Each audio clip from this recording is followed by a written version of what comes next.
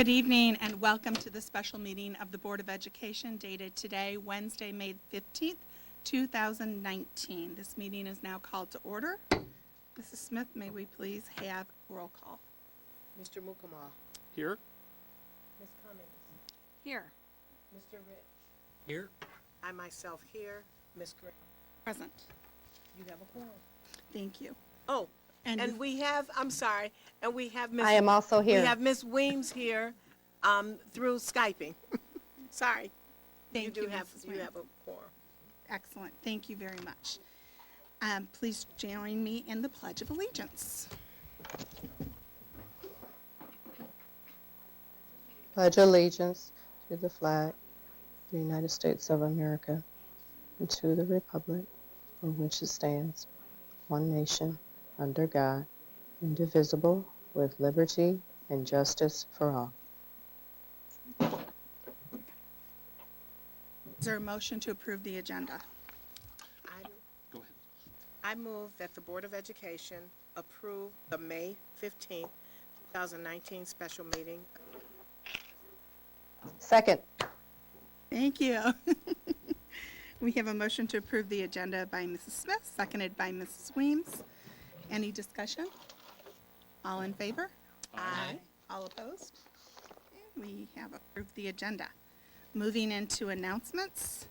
Tonight, we will be interviewing 3 of the 7 candidates for the superintendent's position: Dr. William Smith, Dr. Pamela Campbell, Dr. Robert Herrera. For those in the audience tonight, there are feedback forms available in the back of the room. For those viewing at home, this form is available on our website under the superintendent's search. Please feel free to provide your thoughts on the candidates for our consideration. Those in the audience, we ask that you turn in your feedback form following each candidate to Dr. Green. For those viewing at home, we ask that you also submit yours after each candidate so that we can have them in a timely manner prior to our deliberations. If you find the form online difficult to use, you may just send an email with your statements to the Board of Education via our email.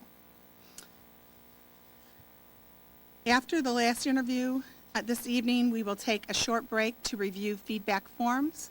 We will then reconvene to deliberate on the selection of candidates that will move forward for our second round interviews, which are currently scheduled for May 22nd.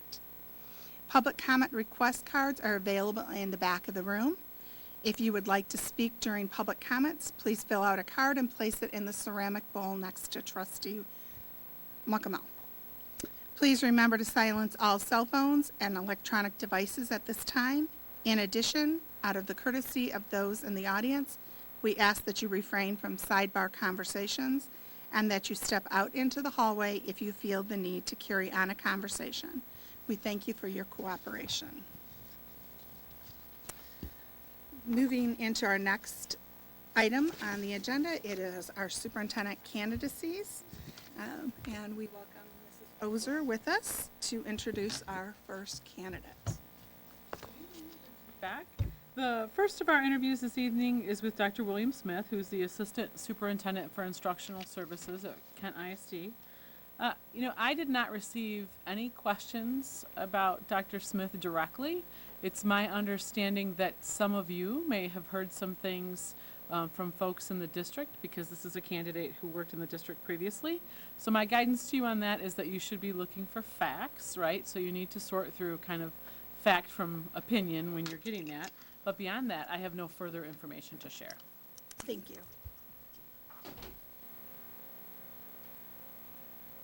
While we're waiting for the candidate, again, I'd just like to welcome all of the community members and thank you for taking the time to join us during our first round interviews, and welcome back to those of you who were here last night. And don't forget, you can participate through feedback forms. Good evening and welcome.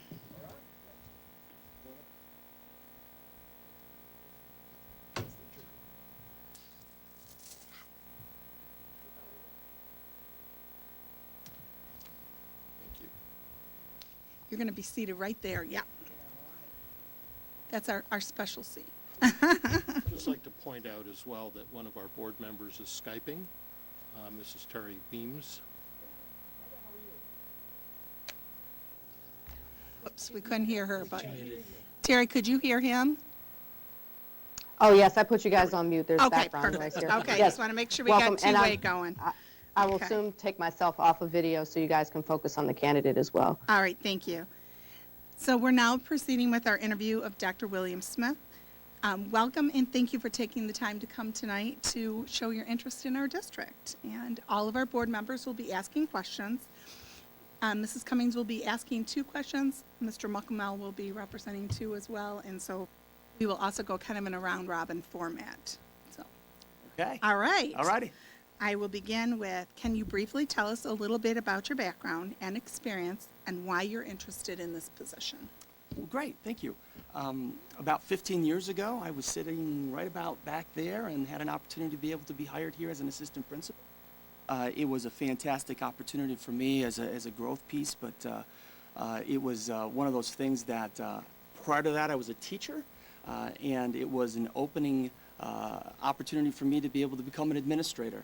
And back in the day, that was when Dr. Bob Maxfield was here and some incredibly talented people. So I got a chance to today drive around the community and meet with some people that were back from the old days, and it was just a great opportunity today. One of the things that I loved most was that so many things were the same, but so many things are different. This district still continues to have its strength and its diversity. The district still has a passion for education. All these great things are still here, and it's just an exciting opportunity to be here and talk with you today. If you've seen my resume, you know that I've been an educator at all levels. I've taught at the elementary, middle school, and high school level. I currently am an administrator at the assistant superintendent level.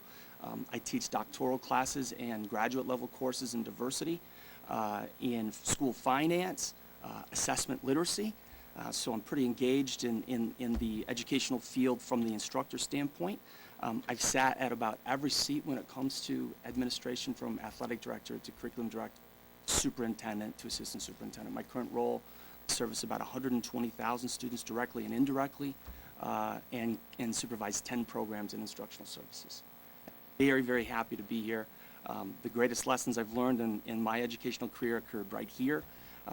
Taught by Dr. Bob Maxfield how to take challenges and turn them into opportunities, and I've used that. So that's it.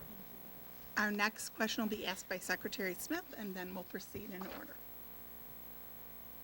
Please describe your leadership approach in developing an administrative team. From your experience, what steps did you take and what challenges did you encounter? The most important part about developing a leadership team is that every person on your leadership team has to have, first and foremost, a student-centered mindset. You have to focus on kids, and you have to be able to make those decisions that are in the best interest of children. I'm not sure if you're familiar with a leadership person named Snow, but it makes, Snow has this little box, this little quadrant piece, and talks specifically about how to lead and avoid micromanagement. And one of the components that is part of this box is leading through a lens of eyes on, hands off.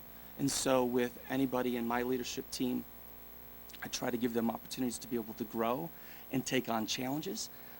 And in that process of eyes on, hands off, there's no micromanagement. They get a chance to be able to take their expertise and grow with it. Typically, the challenges in that process are limited. Challenge that I've ever found to engage in is that I believe in a we philosophy as opposed to I. We lead as a team. It's a team activity, but the leader in my situation, in my role, when we're successful because the team was successful. If we fail, it's because I've failed. And that's the process that I kind of lead through. And really limited challenges in that.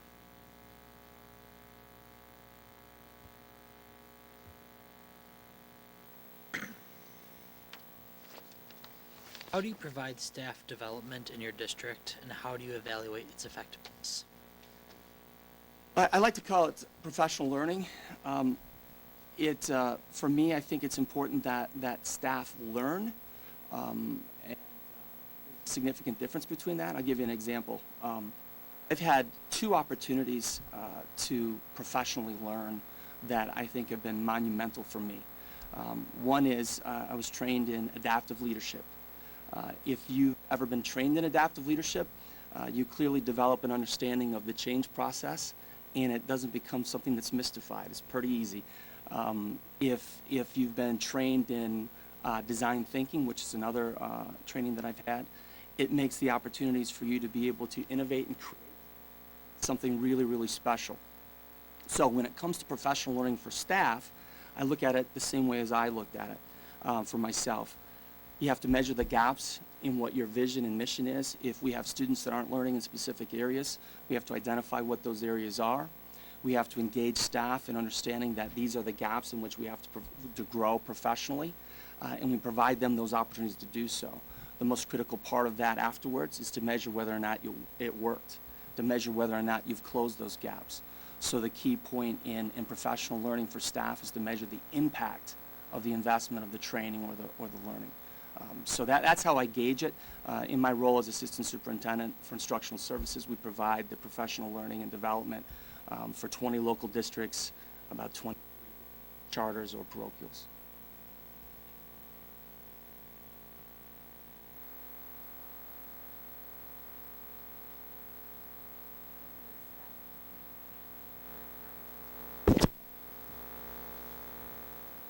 I've reviewed it in the prep, 4 key points, and I see that it's calendared out through 2022. I think it's a great opportunity, whoever is hired as the superintendent, to conduct a learning walk through the strategic plan, to be able to talk with staff and ask them some key questions.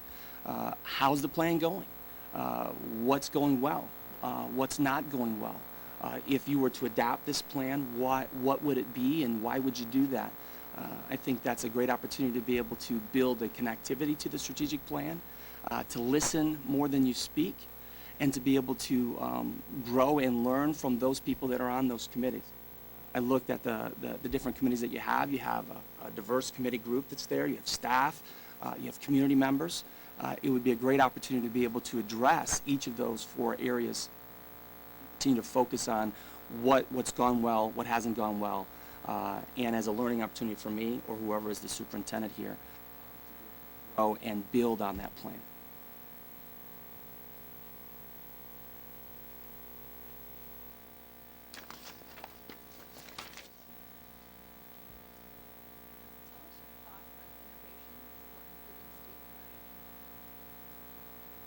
Well, that's one of the things that I take the greatest amount of pride in. I've had many opportunities to work with leaders who've trusted me. So I've had the opportunity to build Innovation High School at Kent ISD, where it's a project-based learning school. I've had the opportunity to be able to build a hybrid learning school called My School, where students come in at 2 days a week and the rest is online. I just launched, play on words, launched U, which is our early middle college. So I've gotten a chance to do a lot of different things that I would say are innovative, but the most critical thing, I think, is capturing student voice and focusing on what students need and what they indicate that they would like to do, what engages them, and then build caring adults around that have a similar passion, and then grow those things. I use and leverage a lot of design thinking strategies with our leadership team and our student populations to be able to grow opportunities. Memorable ones, I had the opportunity to be able to work with Forest Hills Public Schools, facilitate their school redesign for a specific school that they had. Forest Hills is a very similar district to Farmington Hills, only in Kent County. Worked on a plan through design thinking to reinvent their school. And it gave us an opportunity to be able to listen to teachers, to parents, to school board members, administrators, community members, business leaders. And through that concept, we developed a plan that will allow them to actually merge towards a 5-year program in high school that has a gap year that they can earn an associate's degree. So they're not there yet, but that's an example of that. So.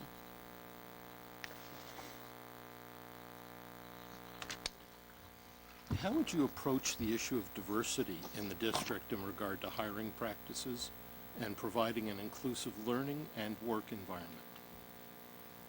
Well, that one hits home to me. If you've ever been in Harrison High School's cafeteria, And if you're an administrator that's an assistant principal, my first 2 weeks in Harrison, there was a television newscast that came on, and I was, doing my business, walking around with kids, and this newscast was about an all-white prom in Georgia. And it's a loud, rambunctious cafeteria, and it got very quiet. I talked to some kids and said, how does that make you feel? And we had a little group, and we reached out, and I actually called the superintendent from this school in Georgia. And the superintendent, obviously, probably there was a ton of calls, and the secretary actually gave me a code to be able to reach the superintendent and talk with him. And we did it in my office on a speakerphone with several students. And, the story turned out that it really wasn't an all-white prom supervised by the school. It was a student who selected to have their own prom because they were suspended. But the media reported that. Regardless of that, the importance was to understand the difference between what was being reported and the why behind it. And from that point on, I've been an advocate for diversity, equity, and inclusion ever since. I've been involved in the Minority Student Achievement Network when it started here. I worked to secure a smaller learning communities grant at Harrison High School, where we moved our student failure rate, reduced it by 39% in the first year. All of that was built around how we onboarded freshmen to Harrison High School. When I went to Kent ISD, we focused primarily on how we could close achievement gaps in 4 core areas. We've made incredible success in early childhood. And one of the latest things that we're working on right now is talent acquisition. We know that if we have a diverse student or a diverse teacher base, that our diverse students are going to perform significantly better. And so we're launching in the fall. I'm authoring a program, a teacher cadet program, where it's a grow your own component, where we are working with students to be able to enter into the educational field.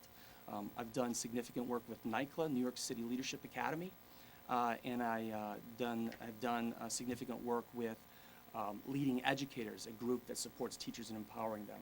And each of those areas are about focusing on diverse school districts, the retention of talent.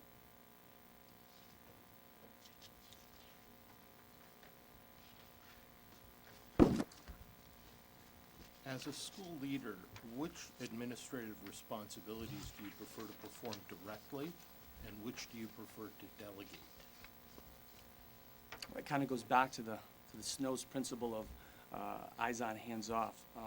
I think the most important responsibility of the superintendent is to maintain and build a strong relationship with the board, and that's something that would never be delegated. But other aspects of leadership, I believe, are team-orientated, and maximizing the skill sets of your team is essential. When I first came on board, for example, at Harrison High School, one of the onboarding strategies there was to be able to assess your strengths and weaknesses, a strengths finder. And we had a 3-member admin team. And so at that point, my strengths were things that I would lead in. Dee Lacey, her strengths, there were the things that she would lead in. Randy Horn, those strengths were the things that he would lead in. It wasn't that he was the principal and I was an assistant principal, but we worked with our strengths because the outcome is so much better for students. And so my strategy would simply be to delegate to the person on the team that has the greatest level of skill sets. You have to go about understanding what those skill sets are, though. And again, never delegate the superintendent, board relations, and governance.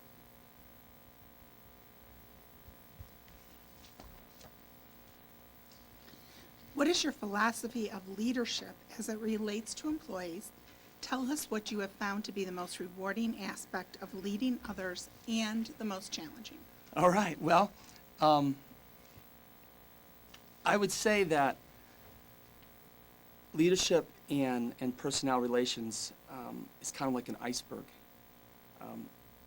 The tip of that iceberg is really the interaction. It could be in bargaining, or it could be in hiring. It could be those key points that you have strong interaction. But the best work and the most work and the heavy lifting is done under the waterline. And that's the relationship building that you have, that you work with staff and you build their capacity and trust in you. and you empower in them the opportunity to lead in their classroom, or they lead in whatever field that they're providing a service in. And so throughout my career, I've always tried to find the passion in people. When I took on the job at Kent ISD, I interviewed 168 staff, and I asked them some simple questions, but the basis of the questions were, what are you most passionate about?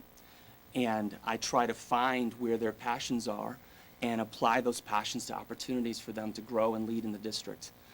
And as a result of that, we have a very dynamic organization through a very flat, structured style. The people who have a passion for something get a chance to lead in that area. The challenges with that is that, you know, in large organizations, it's tough to meet with everyone and be able to do that.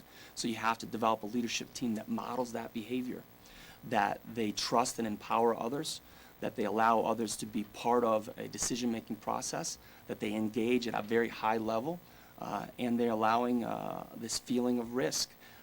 One of the things that I stole from Farmington was Bob Maxfield's OOPS card. I don't know if you know what that was, but whenever you got a job here in Farmington, Dr. Maxfield would give you an OOPS card. The card on it says OOPS, and if you made a mistake here, you gave him the card. If you told him what you learned from the mistake, he gave you a new card. And those are the things that I think make a district dynamic and benefit the community and the schools. Thank you.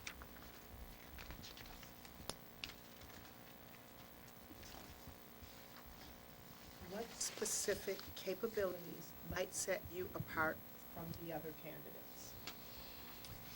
Well, I looked at the resumes. Obviously, there's some very talented people in this pool, and this is a spectacular opportunity for any one of those people.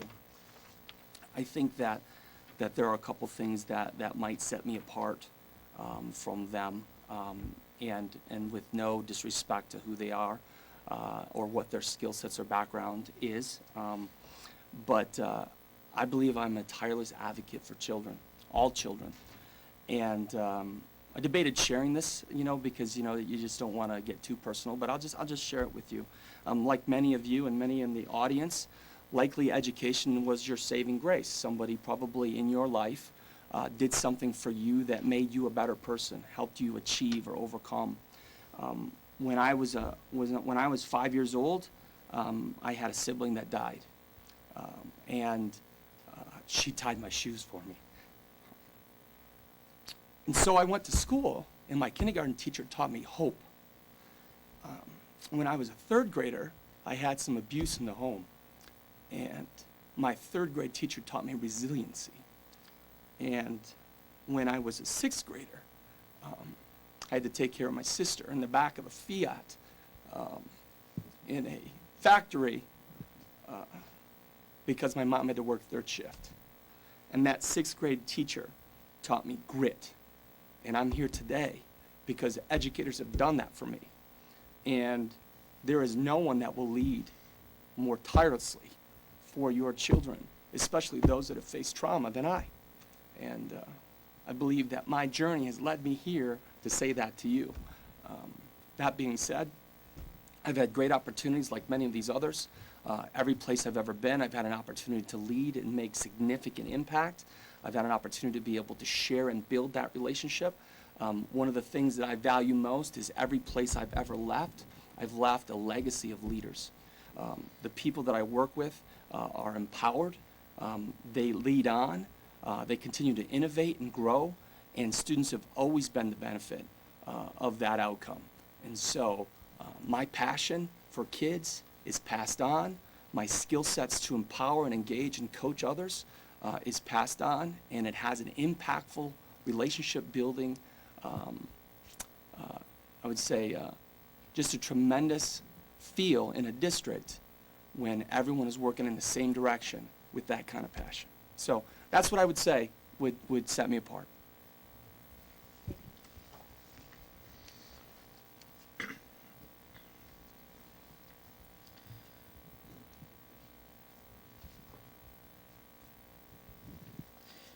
How would you use research-based practices to improve instruction and improve the curriculum in the district? Well, I have somewhat of a different idea on that. I don't know if you've read the book dealing with raising children in brilliance. There's 6 C's that are associated with that. These 6 C's have 4 levels of mastery, and they range from collaboration to communication to content to critical thinking. They go all the way on through to the last point of confidence, and creativity just precedes that. I try to talk to staff, administrators, parents, students. I try to talk to them about how can you embed those 6 C's in everything that we do in a classroom, not replacing the content, but enhancing how we approach it and leveraging student voice.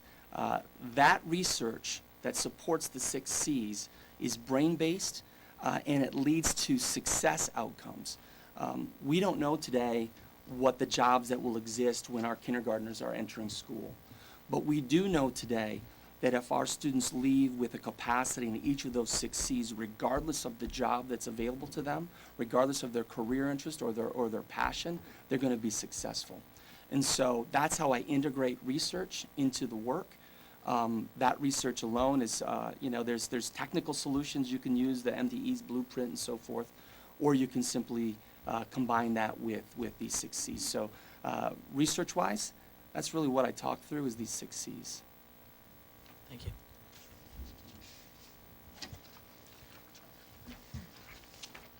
Most districts have had to make budget cuts. Tell us about the process you would use as our superintendent if we need to make cuts. Well, if you read my resume, you know I was at Kent City, which is a small district in Kent County, and I was the superintendent. And although it was a small district, the challenges that Kent City had were very similar to districts that are 100,000 students. We had declining enrollment, we had low academic performance, and we were in fiscal crisis. I got the job as the superintendent. 2 days after I got the job, I met with the board president and the person who was the consultant, and we talked about some challenges. And again, challenges are opportunities for me. The challenge we had was we just signed a contract that we couldn't pay. We had declining enrollment to the extent that our fiscal nature was that we were in that fiscal crisis level, and we were fearful that we would even continue as a district. And so what I had to do was kind of reinvent the district. You don't do those things without strong relationship building skill sets. And so as part of the strategic planning process, we initiated a SWOT analysis. The SWOT analysis was community-based. So we took the entire community and anybody that wanted to in large group and in small group, and we looked at our strengths, our weaknesses, our opportunities, and our threats. We established our goals, and then we said with those goals, we have to make a budget that reflects that. And what we ended up doing, some crazy stuff. We, at that time, you were able to have a teacher retire, and you could rehire them. We had the Magnificent 10. They were 10 teachers that were earning at the top of the scale, 42 years in experience. And they were about $100,000 each, so about $1 million of a $12.6 million budget. I encouraged 9 of the 10 to retire. I rehired them back for 1/3 of their opportunities so that they could work to the max. With the savings of about $600,000 with that, I hired 4 STEM teachers and placed them in our middle school so that we would improve in our scores in the foundational area in math and science. I also eliminated art, which seemed to be something tragic. But what I actually did was move art to after school and use title funds to be able to bus kids home. And then with those busing home back and forth, I was able to do tutorial after school. So long story short, after the 3 years that I was there, we changed and reinvested in what we were as a district. We started to send far more students to career technical education. They started to get far more embedded credits and college credits. Long story short, we were no longer on the bottom list. We were right around 12% when I left. As a district, we were adding students rather than losing them. But that was a heavy lift. And the key point of that was I was tirelessly in the community. I met with community members all the time. We talked about what they wanted for their kids, what was their vision, and would they be willing to support a budget that actually led to that. And so I think in any district, that's the process you have to follow. you engage, you align your budget to your priorities, you get buy-in, you share the message, you go deeper than saying what you're going to do, you share the why, and you build consensus.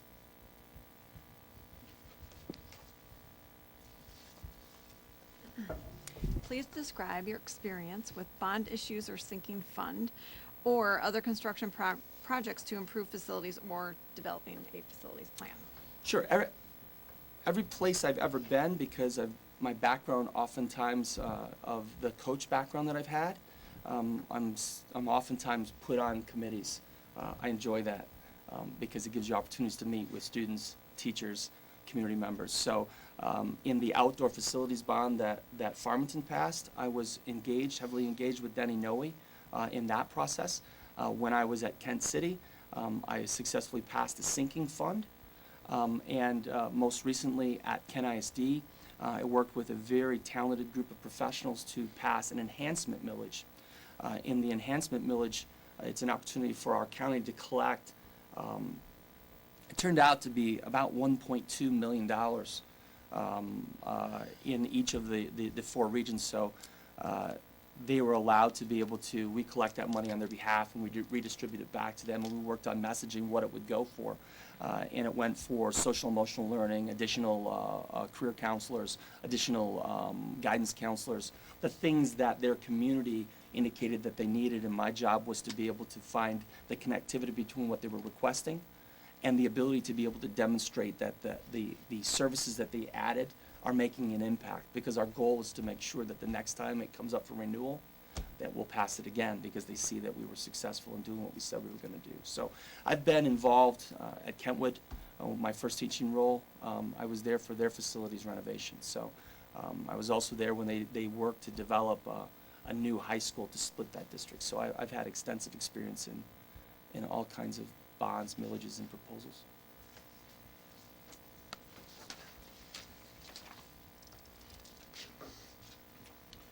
Tell us about a challenge that you faced and addressed as an educational leader. Well, my transition out of Farmington was bittersweet for me. I was recruited to go to Howell Public Schools. Interesting, the liaison officer at Harrison High School his name was Pat Sidge. Pat Sidge's wife was Joan Sidge. Joan Sidge was a special education teacher in Howell. Her best friend there was Chuck Briner's wife, who was the superintendent. And so, you know, relationships started to develop, and I kind of had this feel for innovation. And long story short, I ended up becoming the principal of Howell High School.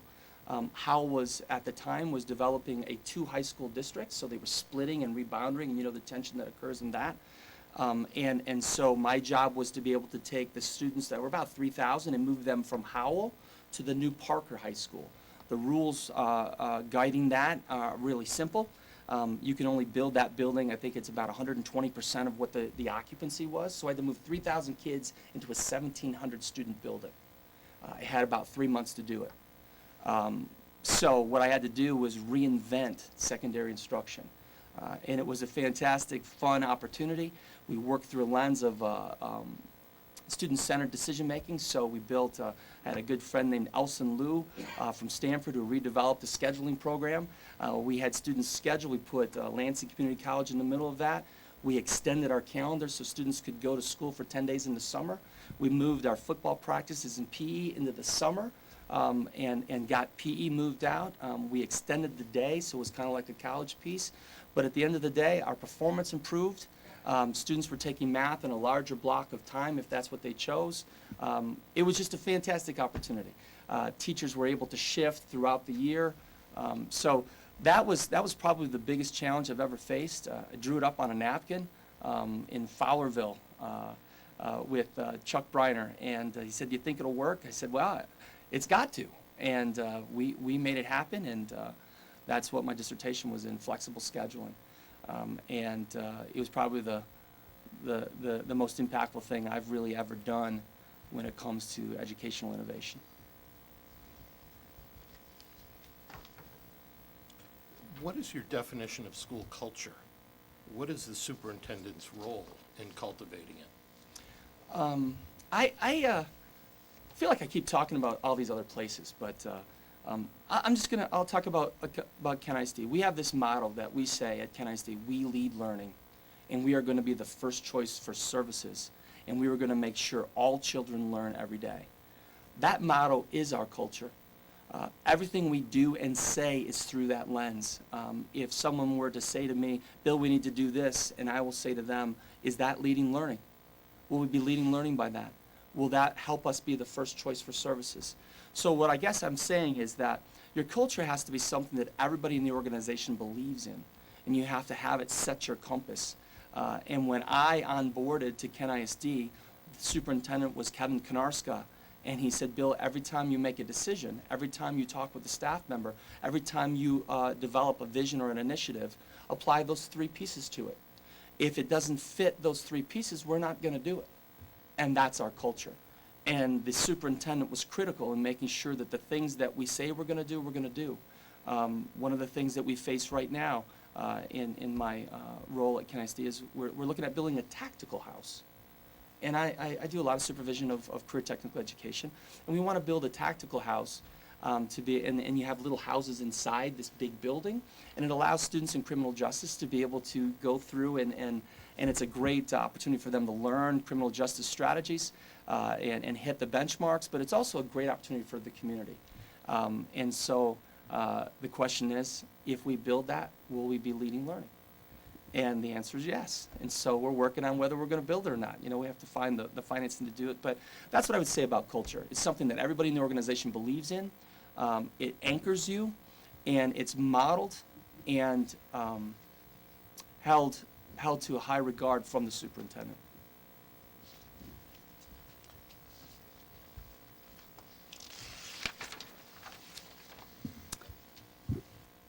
Tell us about your track record for improving student academic achievement for all students.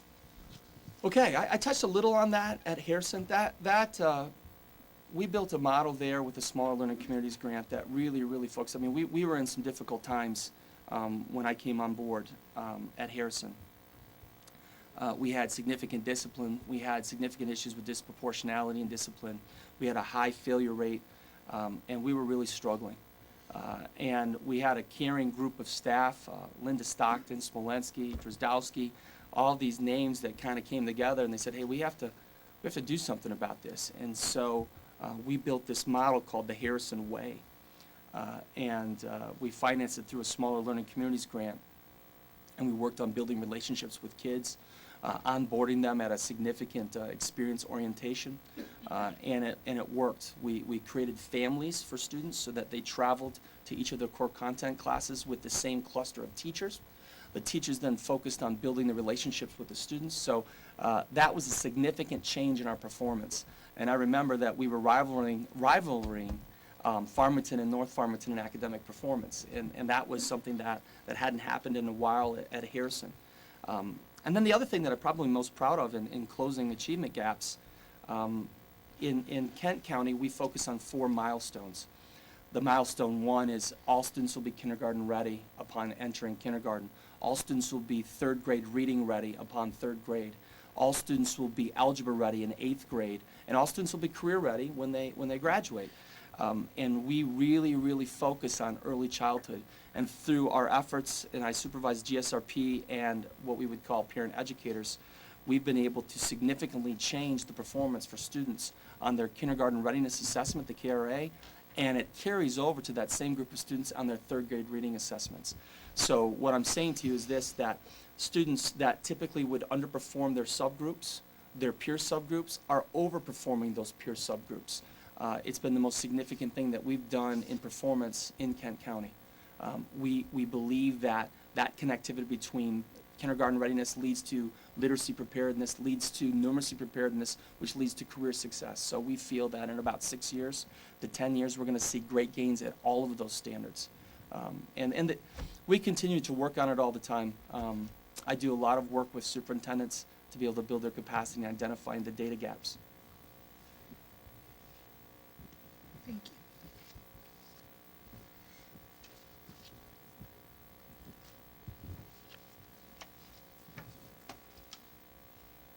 How will you approach negotiations with our bargaining units and describe your experience in working with labor relations? Well, kind of like that iceberg theory, it's a lot about relationship building. It's a lot about trust building. And one of the things that I focus on when I talk with teachers is I focus on, is this best for students? And I found that when you have a strong relationship with teachers and you keep the focus on what's best for children, that typically you can work your way through labor negotiations. I've had a strong history in doing that. When I was a teacher, I bargained on the teacher side. I have 11 years of doing that. And when I was a superintendent, I directly bargained the contract at Kent City. And that was a difficult contract to bargain because we had to take a cold, hard freeze on wages. We actually had to roll back some wages in certain groups. And those things don't succeed unless you have strong relationships and you can communicate a student-centered message.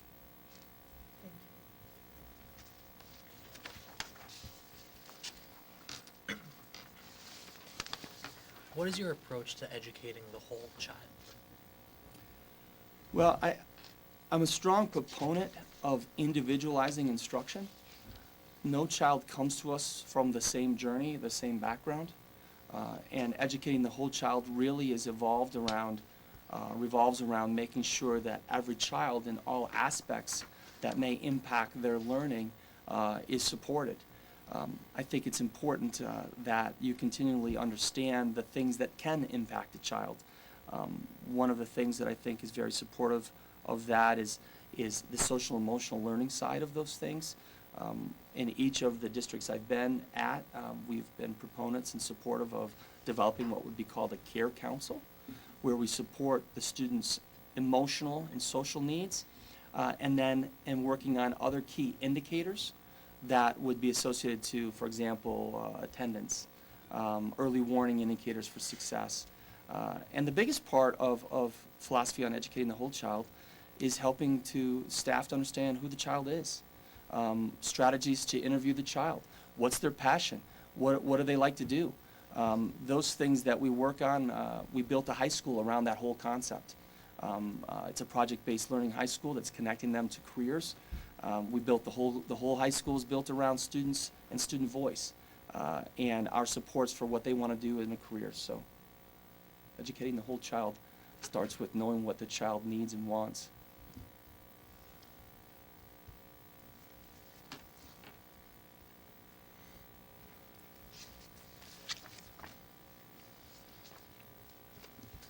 How would you engage students and listen to the student voice?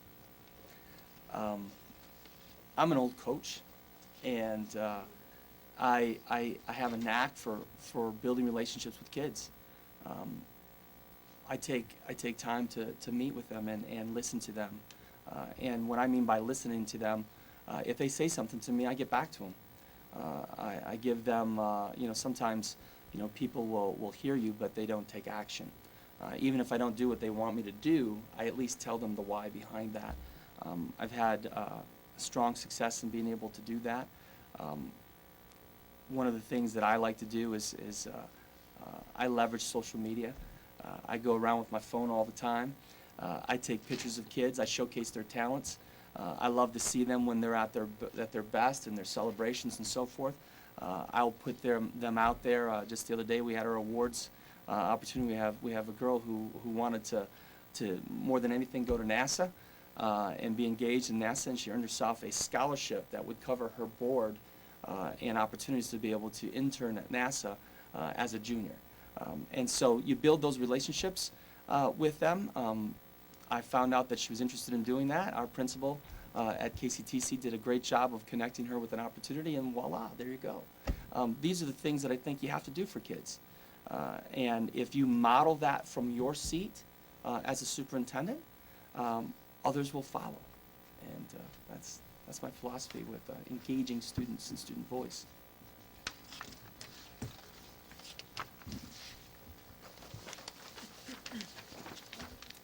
What are your thoughts on working with the board and communication with board members? I think it's the most important thing you can do. A strong governance team is the most important thing that can happen in a district to be able to achieve its vision, mission, and goals. I'm a big fan of Marzano, and Marzano talks about district leadership that works. And it's critical that the board and the superintendent build strong, trusting relations. When I was a superintendent, and even in my role as assistant superintendent, our admin cabinet team, we communicate with the board on a very frequent basis in our areas of expertise. But I communicate frequently with the board individually. I do what we call learning walk. So I would schedule times with board members to be able to go to certain areas that I know that they're passionate about.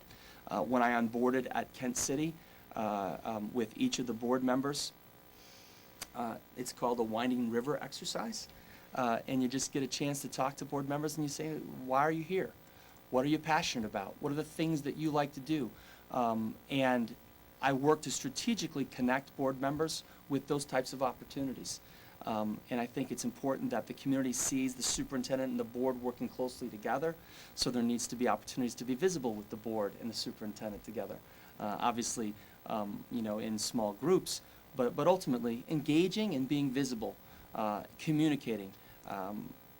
Whenever something happens, I always communicated to the board very quickly, and always reserve time for them to be able to ask questions.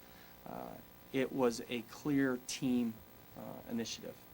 Biggest challenge I had when I was a superintendent at Kent City is that the board that hired me, 2 of the board members didn't run. And so the first thing that happened was I had 2 new board members. So I actually onboarded with 7, and then I onboarded with 2 more. So I guess that was a great opportunity. And so those are good times, and I found opportunities to be able to be passionate with them as opposed to disagreeable. During the input sessions, our stakeholders told us that they would like a superintendent who is highly visible and part of the community. What does that mean to you? Well, visibility means that you are frequent at the events and the things that they're passionate about. You have to be at football games. You have to be at plays. You have to be in the community. You have to go to the place where the community hangs out. I was fortunate when I was a superintendent of Kent City. They only had one hangout, and I would go there on Sundays, and those were fun Sundays.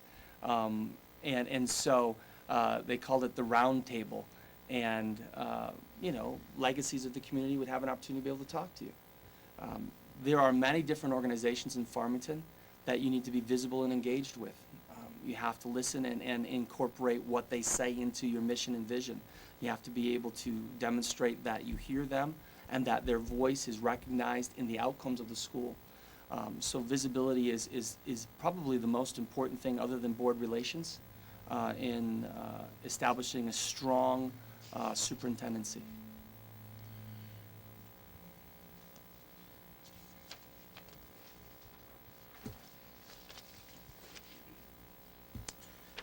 And what strategies will you use for communicating with all stakeholders? Again, I leverage social media quite a bit. I use 2 formats. I use Twitter to kind of message out best practices in education. I use LinkedIn to kind of communicate with staff. The LinkedIn component are things that we're going to develop or we're working on, and so they get a chance to be able to connect there. I also do, I communicate in our organization, which is very big. Every month I do a video, instructional services video, and it's comprised of the work that's developed from all of our directors and so forth. So you can't over-communicate. You have to find multiple mediums to do so, and you have to do some feedback to find out whether your audience is hearing you. And so there's lots of opportunities where I'll throw out there, and then I'll go and I'll ask students, hey, did you see that? And if they didn't see it, then I need a new medium. If staff didn't see it or recognize it, then I need a new medium to be able to do that. But ultimately, you have to be able to communicate that message in a variety of different ways, in a way that is nondescript to time and place.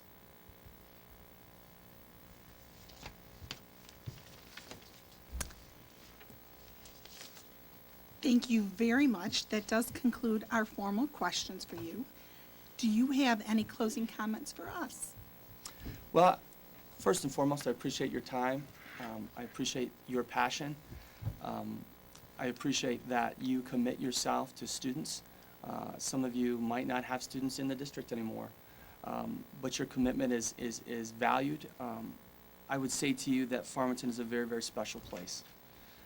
It was very special to me. It enabled me to be able to do some things that probably I could have never done had it not been for my experience here.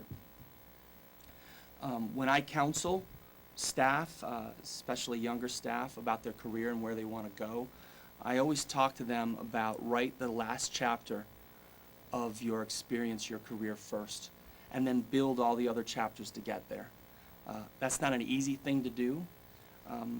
In this situation, here in Farmington, if I were to write the last chapter and I were selected as your superintendent, it would make all of my prior chapters relevant. It would make them all aligned. I think every one of the experiences I've had has prepared me to do the job that you're asking to be done, whether it be an innovative leader, whether it be a builder of capacity of the leadership team, whether it be any of the things that your community has asked you to look for within this superintendent search. I think that my journey is perfectly aligned to this, and I would be most honored if given the opportunity. I know you have a difficult challenge, and regardless of how it turns out, I'm very excited to have had an opportunity to be able to meet with you and see you and speak to you about what my passions are. I apologize for the shed my heart there a little bit on the caring about kids, but I'm passionate about kids, and that passion came in my history, but I was empowered to do something about it because of Farmington, and I would love to give back here. Thank you so Thank you. much, Dr. Smith. We appreciate your interest in our candidacy. And as you have alluded, the board is interviewing several candidates.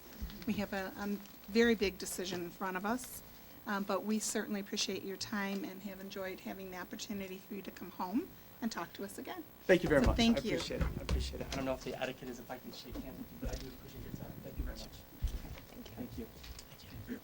Thank you. Thank you.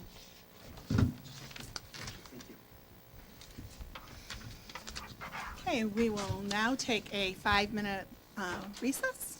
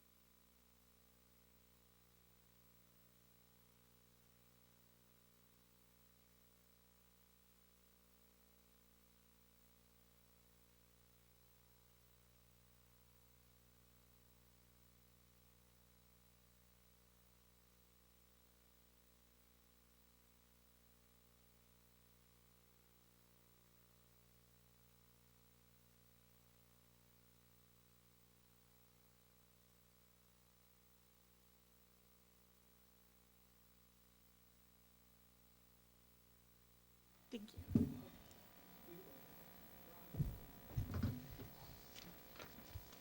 you. We are back in session. Just a reminder to those in the audience, please submit any feedback forms to Dr. Green. Those of you watching from home, if you choose to provide feedback, your feedback can be submitted directly from the form, or you can choose to write to the Board of Education and send an email without using that form. But please do that immediately after each candidate so that we can get those prior to our deliberations. We will now be moving into our second candidate for the evening, Dr. Pamela Campbell, and Mrs. Ozer will introduce us. Thank you. As stated, our second interview of the evening is with Dr. Pamela Campbell, who's the superintendent of Columbia School District. I did not receive any direct questions about Dr. Campbell's background. I know that as you have done some of your research, you're starting to work on kind of getting your arms around sort of size of district, and I know that will be part of the conversation moving forward. So we'll look forward to learning more about Dr. Campbell this evening. Thank you.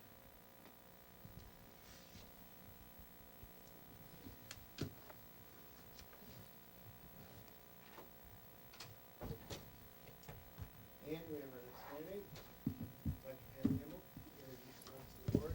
You'll be sitting over on the right. Hi, nice to meet you. Hello. Hi, Pam Gray. Nice to meet you. Nice to meet you. Hello, I'm Jessica. Nice to meet you.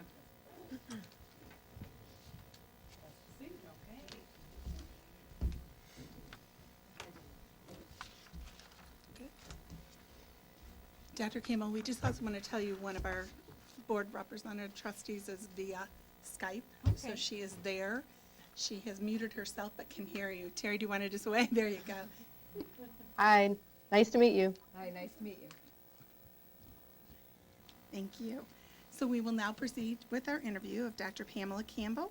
We'd like to welcome you to Farmington Public Schools and thank you for the interest in our district. Tonight, our board members will be engaged in asking you questions in a round-robin format. A couple of our board representatives will be asking multiple questions. And so I will begin with the first question. Can you briefly tell us about your background and experience and why you're interested in this position? Well, thank you for the opportunity to come speak with you and for the members of the community. I appreciate being invited. I was very excited for this opportunity and to apply for this position. My background, I've been a superintendent for almost 19 years. We're just coming up on my anniversary. And I've had an opportunity to work in large districts as a teacher and smaller districts and medium-sized districts as a superintendent. So I have a vast amount of experience. I've had opportunities to do budgeting, to do school improvement, to bond and renovation projects, to do strategic planning, and really bring our community into a collaborative group that could really succeed at anything. So my background in communication and team building has been an asset to me as I've been a superintendent, and I am really excited about this opportunity, and thank you again for bringing me here this evening. Thank you. Our next question will be asked by Secretary Smith, and then we'll proceed in order. Please describe your leadership approach in developing, an administrative team. From your experience, what steps did you take and what challenges did you encounter along the way? Thank you very much. I've had an opportunity to build an administrative team a couple of times. And leadership styles are really fluid, I think. And as you work with your administrative team, you have to go back to, for me, I go back to when I was a coach. And it takes hard work and focus and facilitation in order to build a winning team. And that's what we all want, is a winning an administrative team. My leadership style is collaboration and communication, and so those things work well when you're trying to build a team. Basically focusing on camaraderie and finding common goals. Now those goals don't necessarily come from everybody agreeing with one another. Some of discourse where you might have the yin and the yang, those things actually give you a better goal product in the end, where you've had an opportunity to discuss things. So first of all, I think you have to lay out trust and communication. You've got to build trust in your administrators and communicate effectively. Secondly, you need to develop leadership. So by mentoring and working together, having, one of the things that we've done is to have a retreat and day-long meetings, as well as touch-base meetings where I touch bases with my administrators and try to formulate common goals. And the third thing I would say is just focus on those common goals, and those are driven by your strategic plan and your mission and your vision. Those things help you build a positive, collaborative administrative team. Thank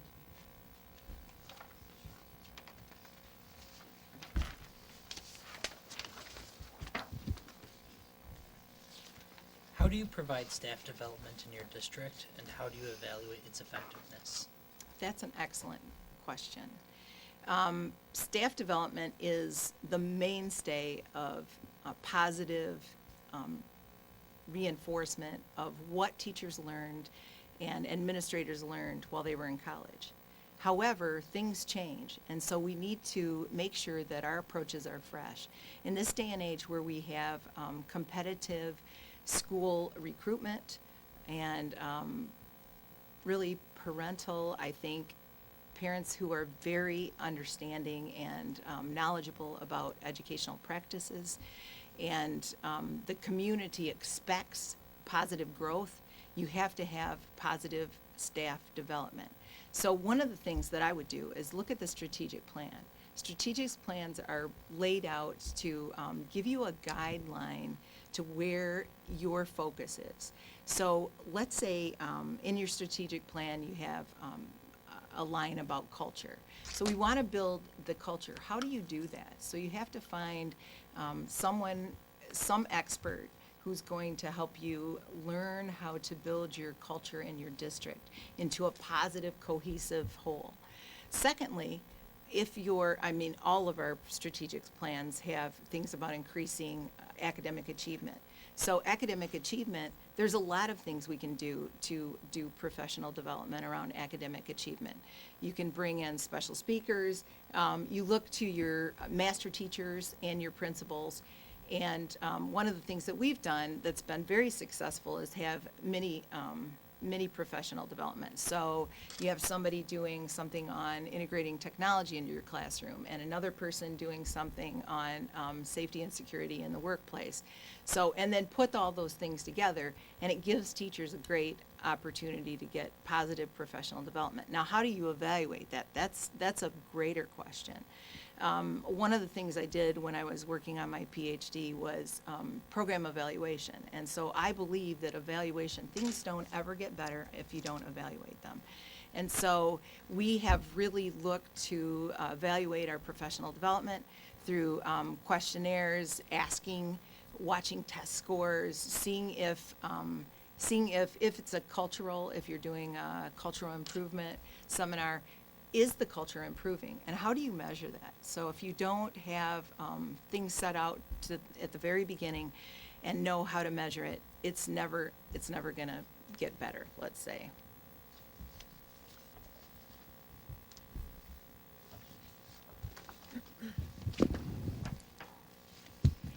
How would you assess and enhance the current Farmington Schools strategic plan? Well, I've had an opportunity, I actually brought it with me this evening. I've had an opportunity to take a look at your strategic plan. It's a good strategic plan. It's dynamic. Strategic plans are a living document, basically. So the first thing that I would do is set up an annual review process where you take it from your goal 1, curriculum instruction. So take a look at those things. Bring in your team, so you've got your board, your community, your teachers, your administrators. Bring in your team and evaluate that and say, where are we on all these things? Secondly, your culture goal, the same thing. I would do the same process. So that's very important, and that's something that I do with our strategic plan and our school improvement.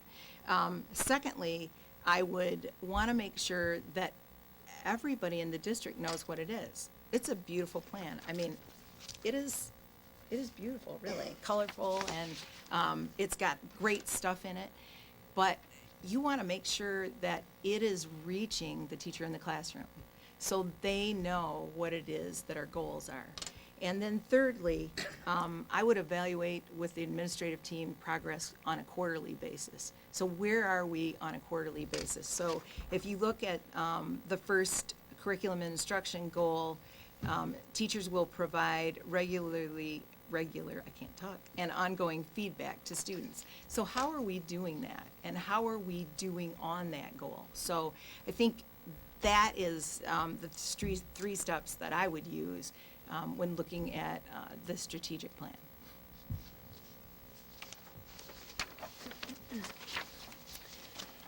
Tell us your thoughts on innovations for improving student learning and instruction. So improving student learning and instruction, that is the bread and butter of school districts.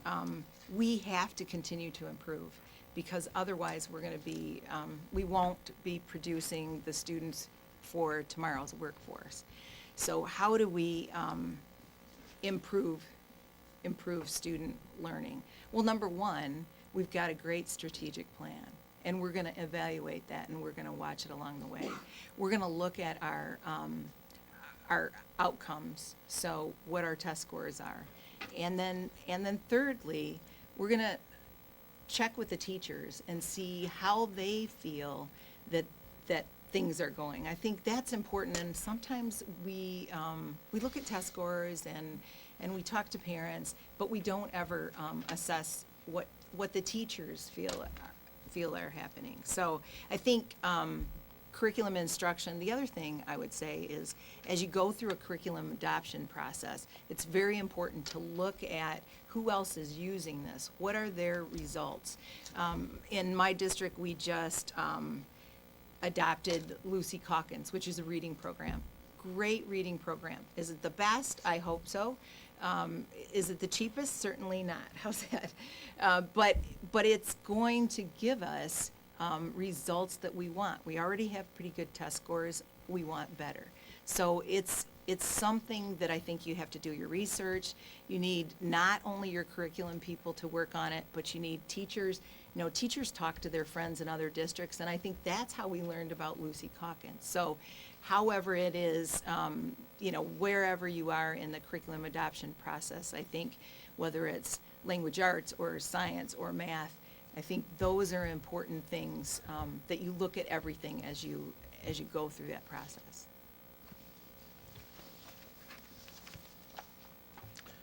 How would you approach the issue of diversity in the district in regard to hiring practices and providing an inclusive learning and work environment?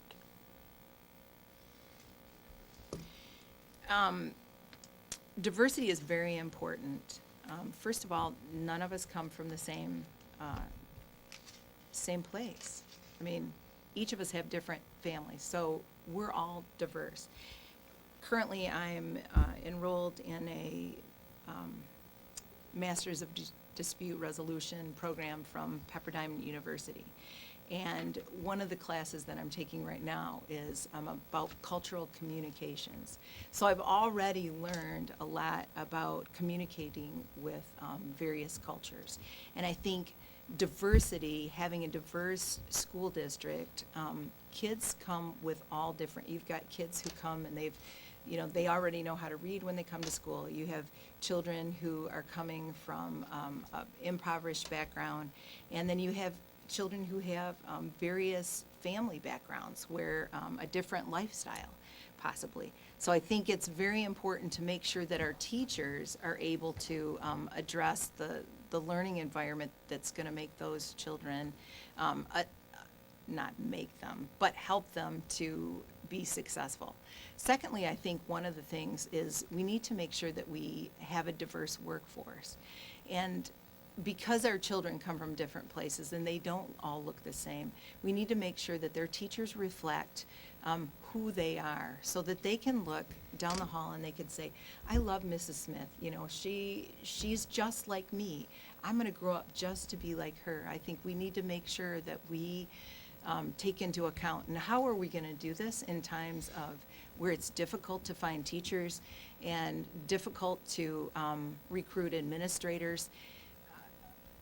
Recruiting teachers and administrators, it's very important we reach out to the people that we know, our teachers, our community members, to help us recruit those people. So that's a little bit about hiring. I think one of the things that I'm doing right now, I met with a group of seniors yesterday, and one of the young ladies said that she was going to be a teacher, and I said, come back to me next spring and we'll hire you, because we do summer programs.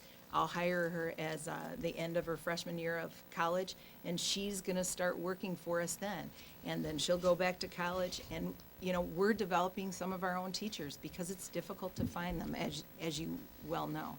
So hiring an inclusive workforce, reaching out, using the people that we know and love to help recruit positive, mission-driven teachers.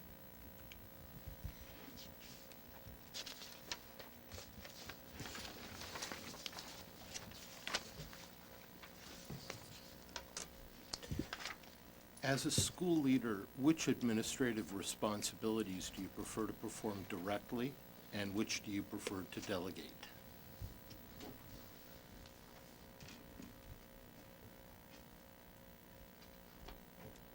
That is an excellent question.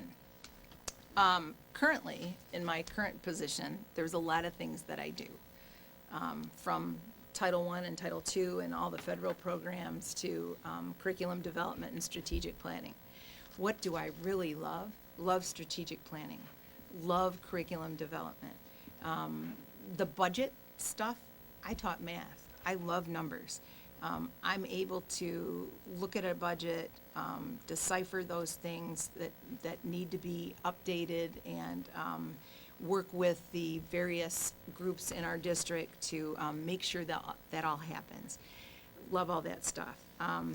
I have a very good working relationship with our educational associations, and so I really enjoy doing negotiation with them and working closely with them. So those are the main things. Curriculum instruction, the budgeting. Right now I do the federal programs. I'm sure here someone else does them. But it's very interesting to make sure that you stay aligned with those federal programs, because those drive things. I've learned that through the at-risk program, that can help fund more teachers. And so I think all of those things are very important. And the things that I would delegate, getting called at 2 o'clock in the morning to answer the alarm, how's that? That's the only thing that I really don't want to do. But I would. So I love my job. I love what I do. I love the people I work with. And in each district I've been in, I have loved that, and we've built a team and been able to work together. What is your philosophy of leadership as it relates to employees? Tell us what you have found to be the most rewarding aspect of leading others and the most challenging. Well, the rewarding part is the easy part. I have developed so many positive relationships with the people that I work with. I got a text just before I came from a first grade teacher just saying, good luck. I don't want you to go anywhere, but good luck. I love you. And so I think the rewards so far outshine anything else.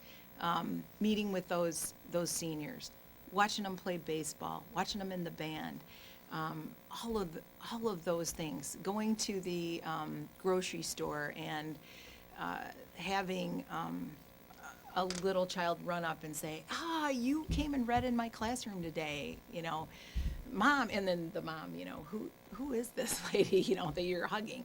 But those things are so rewarding, and I think as a superintendent, you just can't count the number of things that are rewarding. The difficulties, I think it's difficult when you have students that are at risk, and and in a challenging position in their life, and they make a mistake that could cost them the opportunity to continue to attend school. And how do you address that? And how do you help them grow through a process where they could be suspended for long term or expelled? And I think in the district where I am, we've established an opportunity for students, even if they're expelled. Students expelled, the very next day we have an educational program for them or her. And so I think those difficulties and the things that really break your heart, those can become positive things, and some of those kids are actually saved by the programs that we've developed. So I think the rewards are immense, though.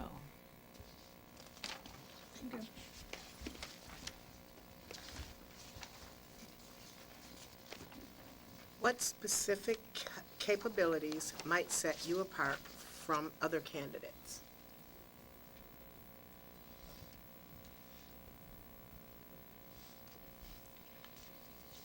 Specifically, my background in team building and collaboration and communication will set me apart from other candidates. Currently, I have a blog that I write, a newspaper article that's in the newspaper. It's positive about my school district. It's positive about education. So it's something that they actually publish. Recognizing employees as well. I think communication and recognizing employees, one of the things we did in our strategic plan was put in a line about recognizing employees. So that's one of the things that I've really focused on, because there's a lot of unsung heroes out in the district, and you need to make sure that you value those people. The custodian that's there at 5 o'clock in the morning, and when it snows, he's there at 3 o'clock in the morning removing snow. He's there on the weekends checking the doors. He's hugging kids when they run up to him. Oh, Uncle, Dale, I love you so much. I think recognizing those heroes and the communication. I have set up a Facebook page. I post to our website, and it goes to the Facebook and tweets out. The kids that hear about snow days, they hear about it from me first before they get the call. So I think those are the things that are going to set me apart. Those are the things that I think I do over and above. A lot of people are great with curriculum. I'm great with curriculum, but I think those other things, recognizing employees, really valuing them from the day they start, making sure that I mentor the principals, make sure that the teachers are mentored by other master teachers. Those things, those are the things that are going to set me apart. Thank you.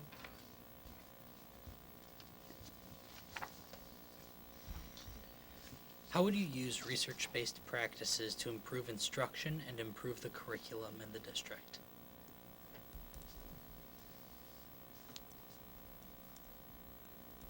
Okay, research-based practices.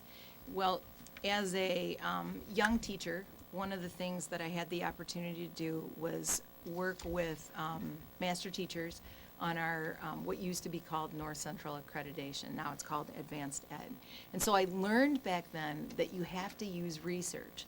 So you can't just say, oh, I love this program because, Susie Smith told me about it. Well, you have to use research. So I think it's very important to use research-based strategies to improve curriculum and instruction. And how do you do that? Well, there's agencies that write about different curriculum. You can look at test scores and use evaluation tools. So my background in program evaluation has given me quite a few different tools in which to be able to assess. And some of it is just digging deep into the data and looking at how kids are learning and how how you're assessing them. And I think the other thing that's really important with curriculum instruction is not only getting feedback from teachers, but getting feedback from parents. And I would also add that it's important to visit classrooms. You can't just sit in your office. because you could do that honestly 24 hours a day and just be busy. But you can't do that. You've got to get out in the classrooms and you've got to see how this is working. So how is, in my district, how is Lucy Calkins working? How is, we use iReady assessments. How are they working? Is it really working? Does it provide a positive increase in test scores? Are our test scores getting better? So is your curriculum and instruction producing results? Thank you.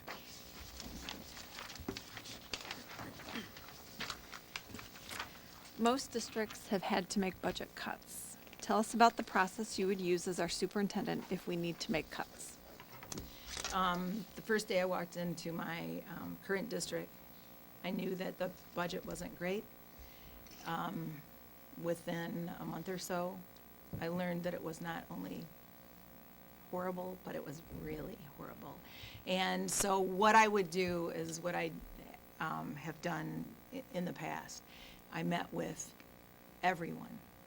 I did lunch meetings with teachers and staff members, custodians, met with bus drivers early in the morning with donuts in my hand. I should have brought fruit, but I didn't think about it. And I asked them, what is it that you think we can do to remedy this? You've got people that are in your community, that are in your school district, that see things every day. The best, in my current district, the best example of saved over $100,000 for me. A custodian came to me and said, do not tell anybody that I told you this, but this is what I think you should do. And we did it, and it produced results, fabulous results. You know, something that a lot of people would never have thought of. And so I think in my past, and school districts, they have to do budget cuts. It's just something, something of the times with declining enrollment and really declining enrollment. I mean, you don't want it, but you have to watch your budget. And I think the other thing that as we generate the budget, we look at everything. I look at line by line. I look at 5 years of budgeting. What happened 5 years ago? What happened? So I can see the trends. And I think that's the other important thing. In addition to wholesale budget cuts where you're talking to everyone, I think those things, looking at all the lines, and budgets are long, as you know, and are familiar with. I think that's very important to check, what is this? What does this exactly mean? And then make sure it's something that's going to improve instruction, because what are we here for? We're here for the kids. We're here to improve instruction. We've got a great strategic plan. We're going to follow it, and we have value-driven, really it's a value-driven organization, and so we want to make sure that the budget reflects that.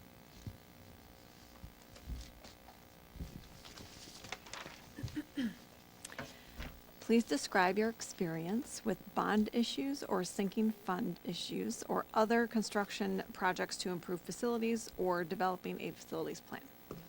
Well, I didn't mention that, but one of my loves is facility improvement, because it makes such a dynamic difference for your teachers, your students, and your community. Several times I've had the opportunity to work on a bond committee.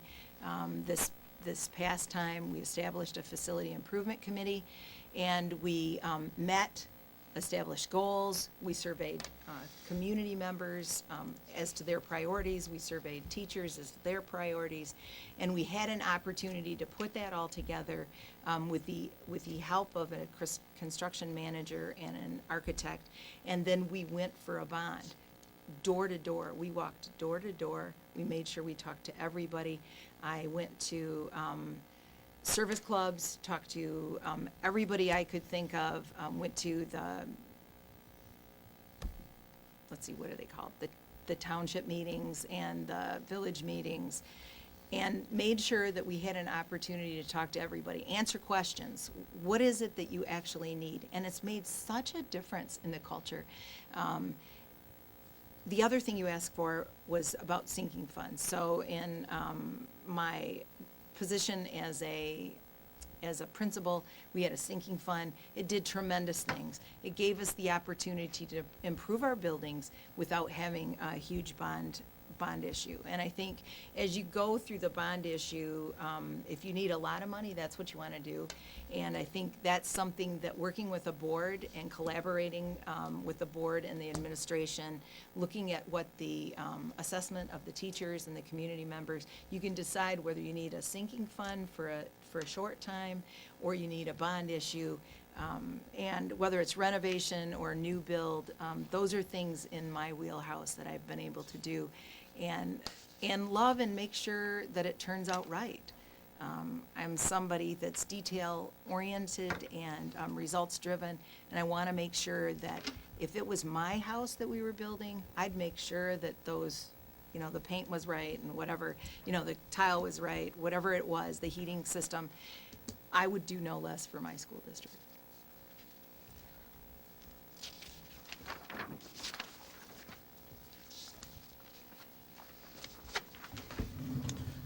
Tell us about a challenge you faced and addressed as an educational leader.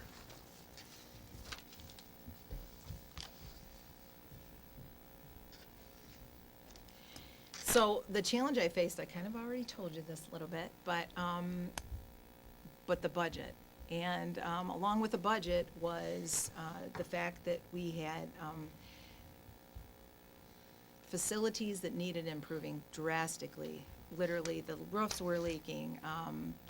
When it rained from a certain angle, it came in the doors and the windows. The heating systems were failing. So we had a budget problem, and we had and we also had this facility problem. So as we brought everybody together and talked about the budget and talked about what we were going to do, and then we rolled right into a facility improvement team, and we looked at how we were going to improve the facilities and assess the teachers and the community members, and really worked to make sure that that we were able to address the needs that the community saw. I mean, it is amazing the difference. Our budget is great because we address those problems. We've gotten more kids because we address the building problems. The roofs no longer leak, the heating systems work, and no rain is coming in the doors. So it's really a positive learning environment. And we've gone, because we did a bond issue, we were able to also buy new technology. And so we've got technology in every classroom, and it's an asset to the teachers, and it's a positive and learning environment for children.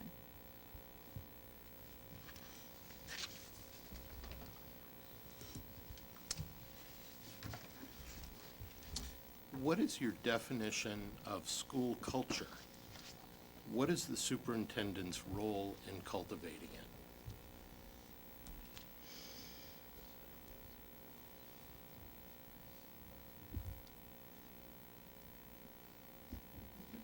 That is an excellent question. Well, school culture is how you feel when you walk into the room. So if you walk into your school every day and you feel nervous and upset because it's such a negative place, that's not some place anyone's gonna wanna be. We wanna have a school culture that's inclusive, where everyone feels like they belong, like they have friends, they have teachers that support them. I think school culture starts before kids enter school, by having great professional development on cultural awareness. I think that our teachers and our aides and our bus drivers, they all play a part in positive school culture. So it's important to make sure, and one of the things that I'm doing currently is, I know that you've used the Leader in Me program, which is a really positive program for school culture. We are adopting the Flippin' Capturing Kids' Hearts, which is a school culture program as well.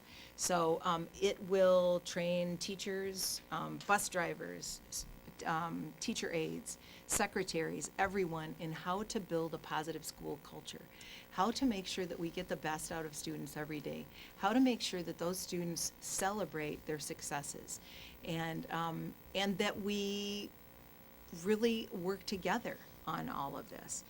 What is the superintendent's role? First of all, I think the superintendent's role is a leadership role. We have to make sure that we always have a positive attitude, because positive attitudes help build positive cultures. And so, from the time I started coaching until now, I've always felt that positive attitudes. So I come into work every day and I'm always ready to go. Sometimes I get there really early and sometimes not quite so early. But whatever time it is that I walk in the door, I always have a positive attitude. And so I think cultivating that positive attitude, the recognition program that I talked about, we have a superintendent's award that we give, and Teacher of the Year, and You Make a Difference award. Those things help build positive culture in your staff. The other thing, and I can't say this enough, that our bond issue, providing a better learning environment for our children, that has built a positive culture, and it's such a shift. I would never have guessed that we would go from really, when I arrived and things, honestly, the roofs were leaking. We had buckets in the hallways. It was horrible. The culture then, and kids thought no one cared about them because their roofs leaked and their heating, it was 48 degrees one day in a classroom. Well, you can't have that.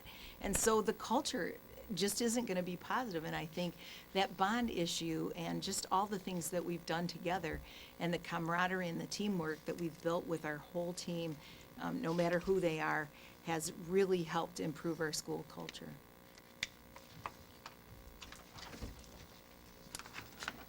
Tell us about your track record for improving student academic achievement for all students.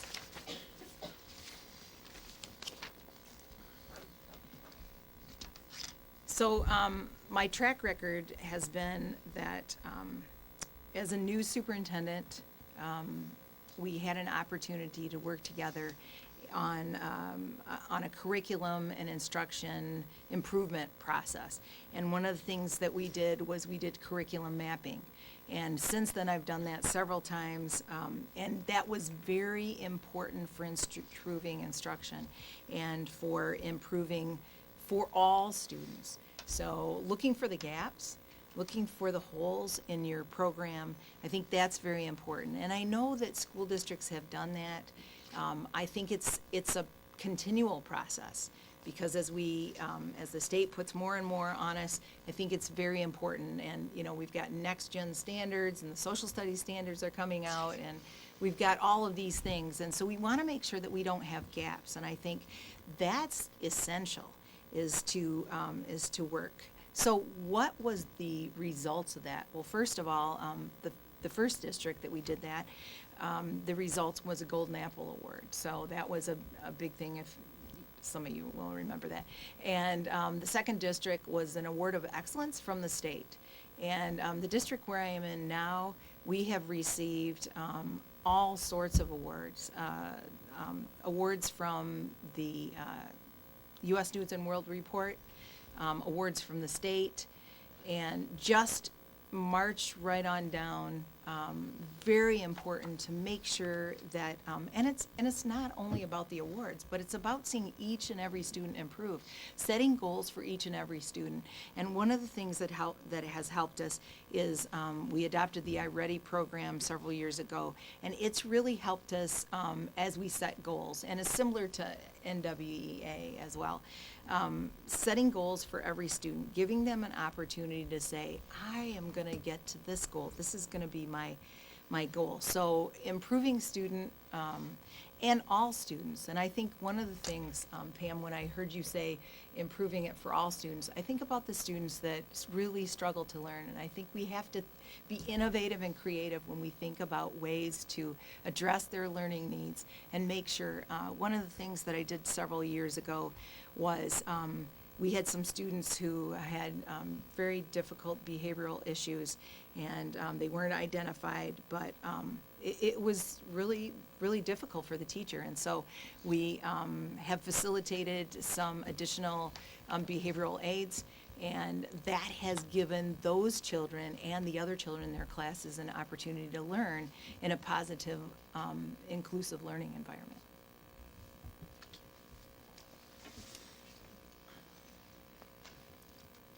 How will you approach negotiations with our bargaining units? Describe your experience in working with labor relations. Well, I have a great relationship with my educational associations. So it's not just those 6 or 7 days that you negotiate that you need to have a close tie. I talk to them regularly. We meet often. I'm friends with them. I think that's the most important thing, is how are you going to have a relationship with people? And so I've really worked to communicate and build relationships and build trust and transparencies with our educational association. One of the reasons that I entered into the Pepperdine University Masters of Dispute Resolution was just to build my skills in negotiation and resolution of any kind of concerns or disputes. And it's given me an opportunity far and above anything I ever thought. Really, it's about a we mentality. And I think about 10 years ago, I was in a community where we really worked on a we mentality. And I think I've been able to carry that through with the district where I'm in. It's not us and them when I negotiate. It's we. We're working for the best. We want the best for our students. We want the best for our teachers. And we're going to make sure that we only give the best. Thank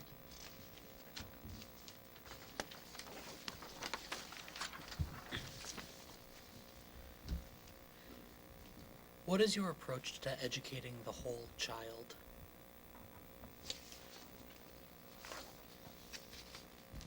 Well, as you know, different things make different children want to learn. So certainly we need to be able to address the whole child. And that it's kind of a buzzword, but it's really very important. I think some kids, when I was younger, I got turned on by mathematics and science. Oh, I love math and science. You couldn't pull me away from it. History, not so much. My kids love the History Channel, and they're very, they love that, and they love listening to all that stuff. So how do you reach those kids and find out what makes them tick? I think that honestly is the question of the day. We want to make sure that we have various opportunities for children to succeed. So in my current district, we make sure that that the children get technology opportunities. They get opportunities for all sorts of camps in the summer, and all sorts of, they have choir and music and art and phys ed, because you never know which teacher is going to reach that child. If they love the phys ed teacher, we have an elementary phys ed teacher that's, 6'3" or 6'4", and all the kids, they're always grabbing his legs and hugging him and stuff. Who is it that's gonna reach that child? So educating the whole child is very important. Make sure that we reach kids where they are. Making sure that we're creative and we think out of the box when we talk about educating them. I was in a classroom a couple weeks ago, and for some reason, the technology, everything was down. Well, the teacher had planned a technology lesson. So she had the kids working. She had tadpoles that somebody had brought in, she had hermit crabs, and she had something else, a snake or something. And they used that opportunity to do a compare and contrast between the different life forms. Having teachers that are able to think on their feet and really work with those kids. The kids were so excited, much more excited than whatever they were going to do, I think. And she said it turned out so well. And I think when we give teachers the tools, give them what they need, we're going to be successful in educating the whole child.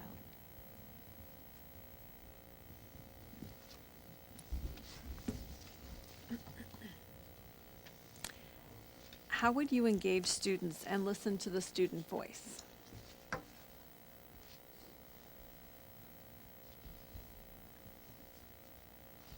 Well, in my district, we have partnered with the Kiwanis clubs, and we have from first grade all the way up through senior high. We have the opportunity for students to be part of Kiwanis. So that's one way that they can have a voice, and they are making a difference. And then another way. So I told you that I met with some of our seniors. We give the opportunity for kids. I mean, I'm in the high school. My office is at the back of the high school, so I'm in the high school every day. But to listen to students, and I think it's important to give them student government opportunities. And you get the kids who are elected to student government. One of the things that we've done is we've opened up our student government so that any child can be part of student government. You don't just, it's not just the elected ones. So through our Key Club and our Builders Club and all of them that we do with Kiwanis. And the other thing, I think one of the things we do is that we survey our students, and we probably should do it more often than we do, but we survey the students at least once a year, and we give them an opportunity for feedback. So, I think you're okay. okay. Let me just do a check. Sure. Mrs. Weems, are you there? Mrs. Weems? Yes, I'm here. Okay, gotcha, good, okay.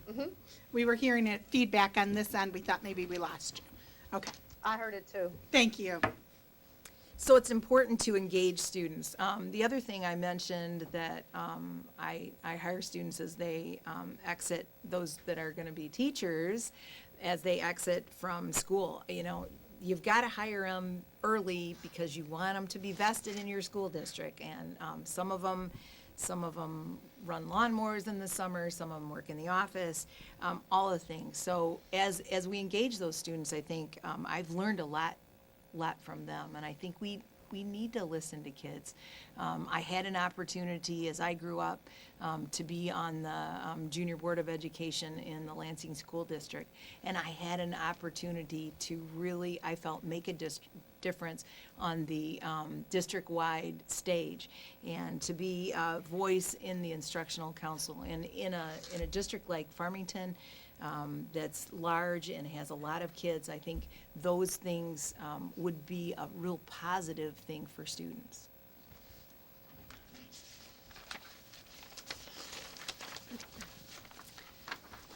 What are your thoughts on working with board and communication with board members? Well, communication with board members is very important because we're a team. You know, we are working together. We spend a lot of time together. We need to make sure that we're on the same page. And we need to make sure that if we have different ideas, that we can come to a consensus, and then we can work together to solve any of our differences. Not only that, you're the ones on the front line. People, your neighbors and your friends, and they're the ones, they call you. Sometimes you know about things even before the superintendent knows about it, and it's very important. So the things that I do, I mentioned that I write an article in the newspaper that informs my board as well as the community. I make sure that my board members hear from me often. If there's anything that is earth-shaking, a big concern, a safety concern, somebody that, an instance where someone could end up expelled, or a long-term suspension where people are very concerned about it, I make sure I call all my board members. I text them and use email to communicate things that are just, just general. So I think it's very important because the board is the face of the community. And I need to make sure that you have the information you need. So whether it's data, student test scores, attendance data, winning awards, who's doing a great job, new hires. All of those things are important, and we need to make sure that we communicate and collaborate daily, weekly. It's very important.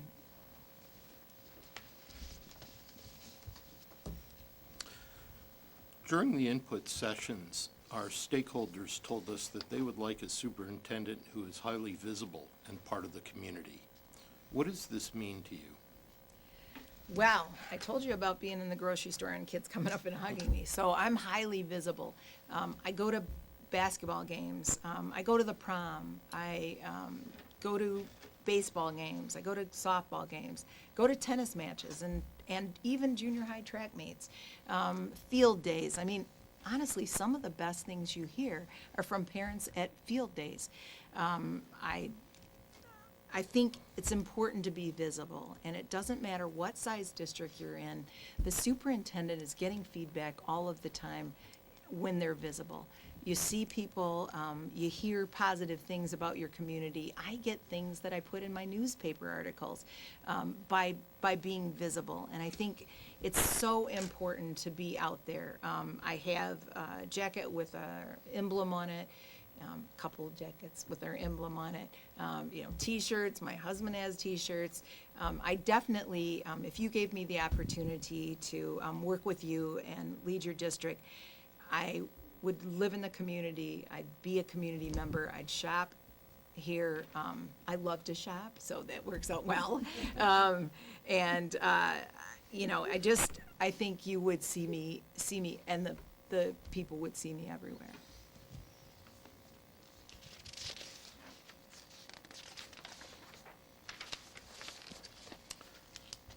What strategies will you use for communicating with all stakeholders?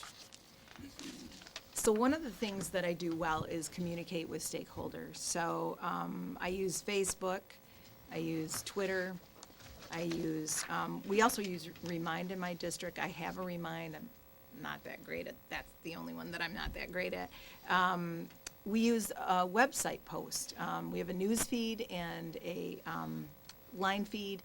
It goes right on the, I can do that right from my phone. Those are very important things, in addition to the things that go out to the community. So it's important to keep your community, because you have people that live in your community that are stakeholders, and that you want to be supportive of the district, but they may only hear the negative things. So we have to tell our story. We have to tell it transparently, but we have to tell the positive side as well. And so the newspaper article, the blog, we do a newsletter that we send out to all of our homeowners, renters, box holders, I guess they're called. Those are strategies that I use to communicate with our stakeholders, and it's very important, as well as face-to-face. We invite people to be part of our strategic planning sessions, but a lot of people aren't going to come. My mom's 90, and she would not go to something like that. She would love to. She'd love to be part of something like that, but she's not able right now to do that. And so I think you want to make sure that those people that live in your district, who've been supporters of the district for years and years, that they know what's going on. They know that we're having Princess Camp, and it's a Princess Science Camp. So we're going to have little princesses that are in a science camp. They know that we have electrifying science camp and robotics and all the other fun things that we're going to do this summer. We want to make sure that we use everything available to communicate with our stakeholders. Thank you. Dr. Campbell, that does conclude our formal questions. Do you have any closing comments for us? Well, thank you for having me here this evening. I've enjoyed the opportunity to get to converse with you, and thank you for all of you for coming. Really, I grew up always wanting to be an educator. I love my job. I love what I do. I love the people that I work with. It's a great thing to be able to see as kids, you walk into a classroom and the teacher's teaching, that day with the teacher who had the pollywogs and everything, just to see the glint in those kids' eyes and to see how excited they were to learn.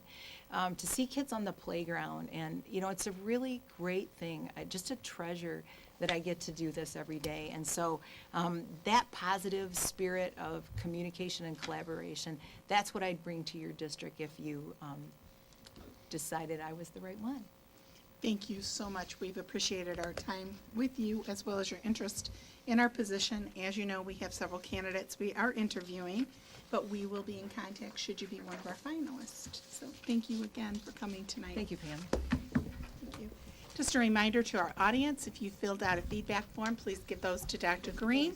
Those watching online, please either fill in the feedback form and submit it immediately. Thank you. Or you may also send an email to our board address with just your comments and feedback as well. Thank you. We will have a short break.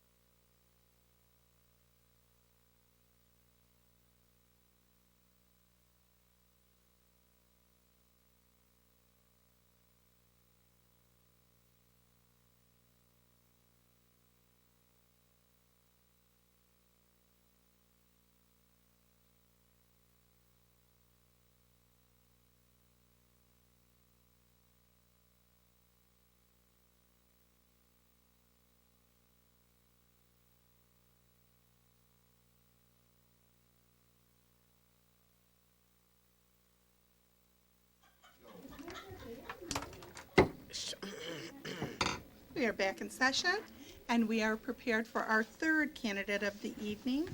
We will be hearing from Dr. Robert Herrera, and Mrs. Ozer is here to introduce Dr. Herrera.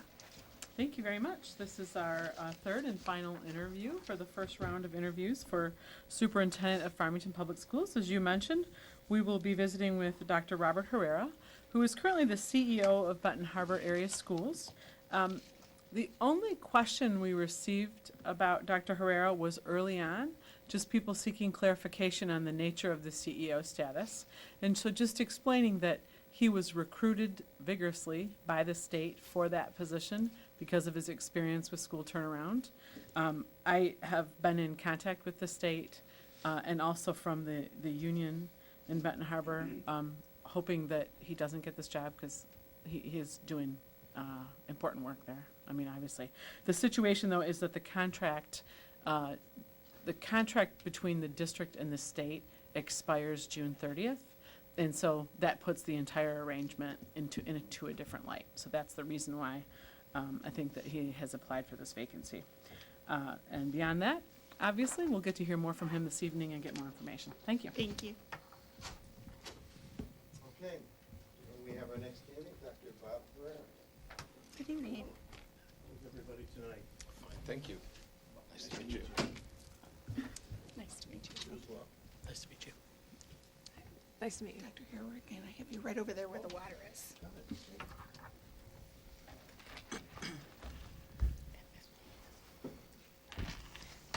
Good evening, Dr. Herrera, and welcome. I do want to let you know that we do have one of our trustees viewing via Skype and participating, so. Okay, great. She's there, she's just hiding there. I am here. I'm here. You got it. Thanks, Terry. We'd like to welcome you and thank you for your interest in our district. Tonight, all of our board members will be asking you questions, kind of in a round-robin style. Two of our board members will ask you 2 questions each as we go back to back, though, too. So, can you briefly just tell us a little bit about your background and experience and why you're interested in this position? Certainly. Well, first, I'd like to thank you for the opportunity to meet with you tonight. I consider just sitting here a privilege, so well worth the drive over. Just a little bit about my history. If you happen to glance at my resume, I have fairly broad and diverse responsibilities in districts. I'm a teacher to principal, assistant principal, director of instruction, in other words, more like assistant superintendents for instruction, superintendent positions, and then also kind of unique positions in terms of a transformation specialist for Adrian Public Schools. I wrote their SIG grant and administered that. And then most recently, I have a very unique position as the CEO of Benton Harbor Area Schools. I've been very happy with the opportunities I've been given throughout my career, and I believe I've learned quite a bit from those. For me, it's been not just the responsibilities and learning the technical aspects of the job. It's been more about the work we've done, and as I've reflected on the work over the past 20 plus years, I think it's given me a much broader perspective on education, and it allows me to see things a little bit differently, and then provides me the opportunity to maybe take different approaches to solutions and moving districts forward. So those experiences, I think, have been invaluable to me in how I see education and the role of central office administration. As far as the district concerned, the interest is, I mean, you have a lot to be proud of.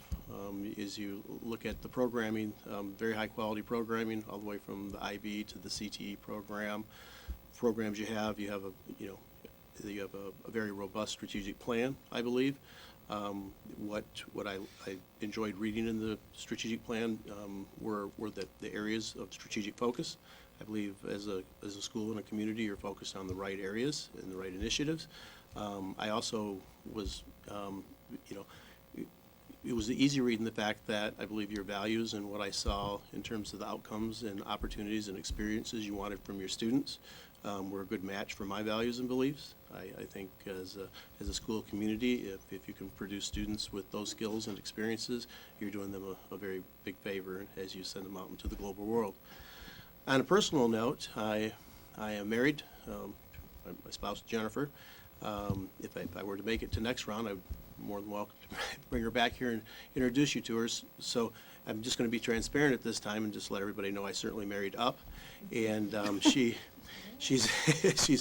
been the main reason I've been able to manage this career in all the different roles and responsibilities.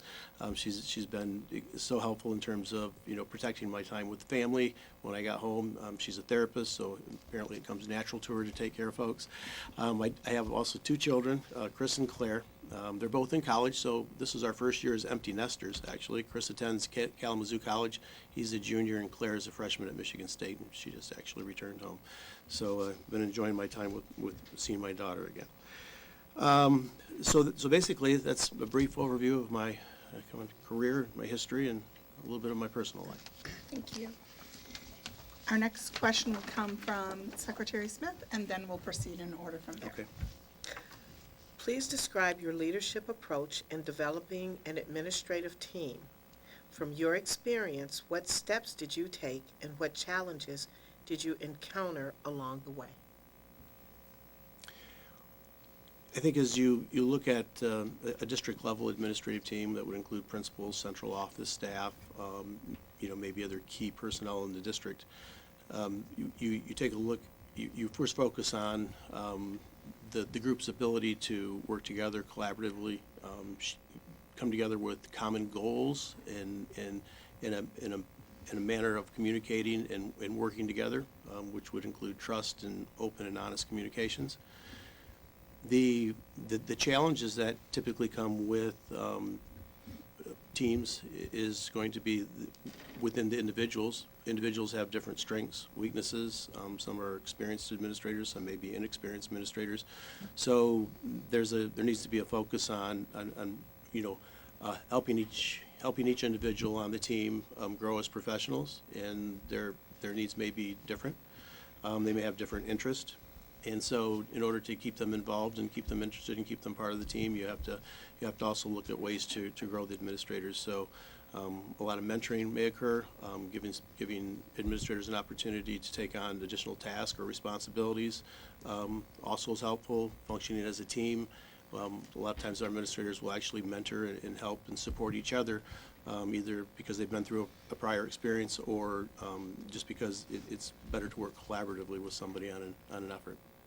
Thank you.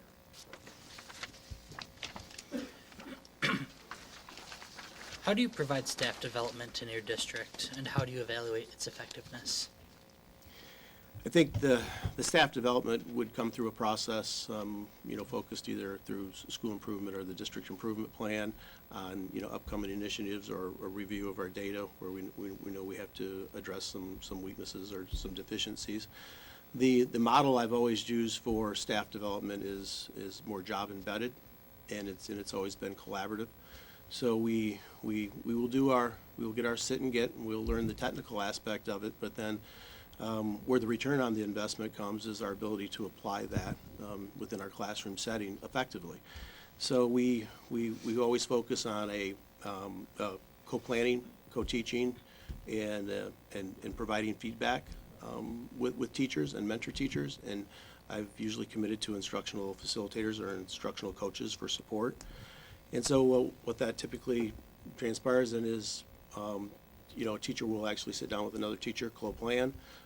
They will go in and deliver the lesson, and they'll watch each other, give each other feedback. Later, the instructional coach may come in and observe them, give them feedback as they're delivering the strategy. Principals then play a role of monitoring the effectiveness of the strategy and the implementation of the strategy. So they do that through their classroom walkthroughs. And then we always come back together as a group, report out, and we talk about next steps and how well we believe the strategy's been working. And usually that's through some collection of some type of benchmark data after the fact. And again, what you'll probably hear repeated from me tonight is that I'm probably to a fault, I'm systems minded. And so we always embed things in a bigger system. That way we get sustainability. So professional development would be a big part of the school improvement planning process in the building, and the building would then reflect on that through their own school improvement and work within their staff, grade levels, and departments.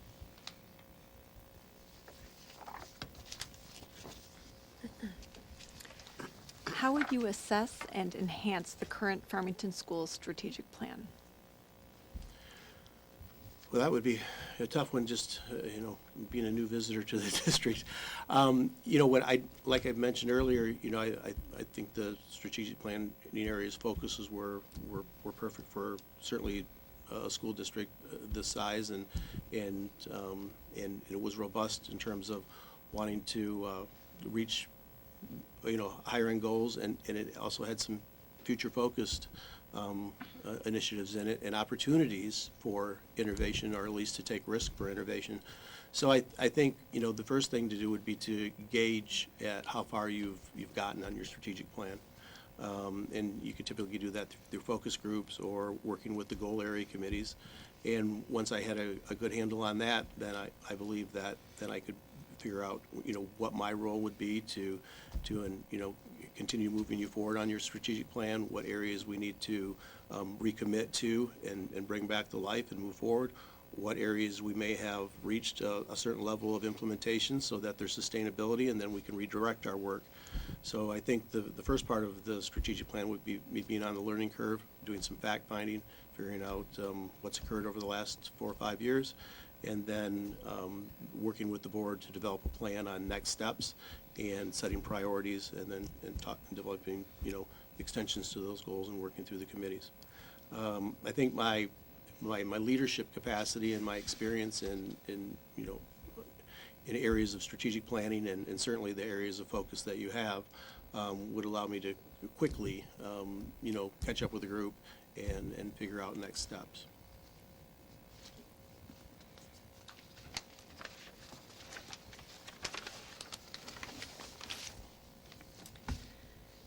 Tell us your thoughts on innovations for improving student learning and instruction. Well, that would go right along with the strategic planning. I think one of the things that schools struggle with, at least in my experience in working with schools, has been this concept of comprehensive school improvement and opportunities to be strategic. And when you think of school improvement planning, in that whole SWOT analysis, we usually think about strengths and weaknesses, which are the beginning part of the SWOT, and that drives the school improvement process, which is most likely an internal process. Strategic planning is typically an external process, because we begin to talk about opportunities and threats, and that's where we talk about the future of the district and what we would like to see our district become and grow into. Within the building, though, there's not a lot of opportunity for strategy or innovation within those two areas. So I think buildings and building principals, building administrators, and central office need to be very strategic on creating opportunities for the buildings to pilot, to experiment, and to figure out what the next innovation is, and then determine whether it's a good match for the district and whether we can grow it. That way it's controlled. We have a good handle on how it will work and how it will impact the district, and we'll be able to, again, from a systems point of view, figure out where it would fit into the bigger picture, and how we would support it and sustain it.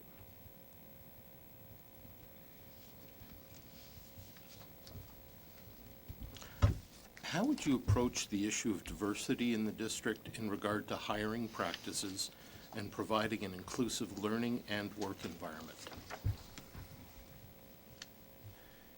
I think that's a question probably for every school district right now in terms of the teacher, recruiting teachers and bringing them into the district. Some of the strategies I've used in the past have been to, have a strategic team that's actually out recruiting future teachers. We certainly can, post positions and try to make our positions attractive and make sure we're very transparent of the demographics of our community.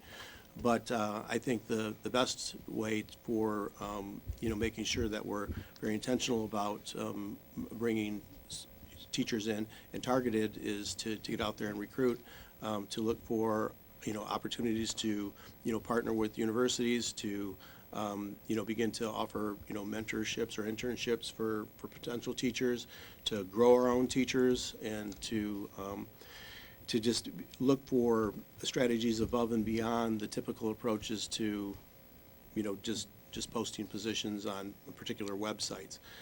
Bringing teachers in, the struggle is when you bring teachers into a new community, how well they adapt and settle into the community. So I think that we have to be very strategic and supportive of doing what we can to retain our teachers when we get them in the district, and making them feel like they're part of the culture and part of the community. So that's just that whole onboarding process that I think comes along with HR, and it comes along with the building administrator and the team in the building to welcome our teachers and make them feel comfortable and make sure that they feel like they're immediately part of the culture and part of the school community. So I don't, I wish there were a model out there or a specific way to bring those teachers in and create more diversity in schools. And I think the goal is that, your teaching staff should be a reflection of the demographic that you serve, but that's not always a possibility. I'd also like to point out, though, that in my experience, non-instructional staff or instructional support staff oftentimes adds to the diversity, and they play key roles in the district, and they actually help they add value to the culture and the climate of the building in terms of bringing a more diversified group in as well. So it's not always just teaching staff, but it's all the adults in the building that can help add to the diversity and including them in school improvement and bigger decisions in the district.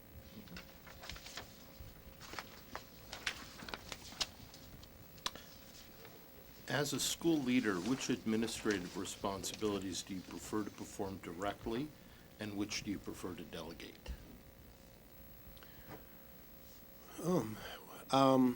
Well, I'm not sure prefer would be the right term for me, but I would delegate responsibilities that have to do with another position's content expertise. I usually like to honor our staff that are in other positions and are responsible for holding certain performing certain tasks and following through on those. If you were just to consider delegating tasks from my office or my desk because they were things that as a matter of being busy or a matter of providing opportunities for staff to grow professionally, I think there's really two ways to delegate. The first way to delegate a task would just be if it's just a technical task. Say we were working on staffing or we were working on collecting or fact-finding in some area of legislation or something like that. If one of the members our staff members had an interest in that, we could easily delegate that task. There's not a lot of decision-making in that. It's mostly fact-finding and bringing back information to be considered at a later time.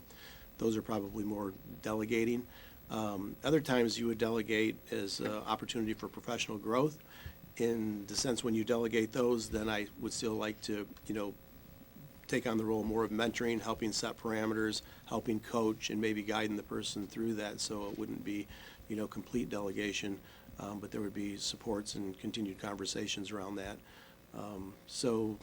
Again, that may be more around, the person may want experience around collective bargaining. Person may want experience leading a curriculum effort or a data initiative or some other initiative in the district so they can begin to explore what it's like in central office from the building level, or maybe a central office staff person would like to see what it's like, actually sitting in the superintendent's seat.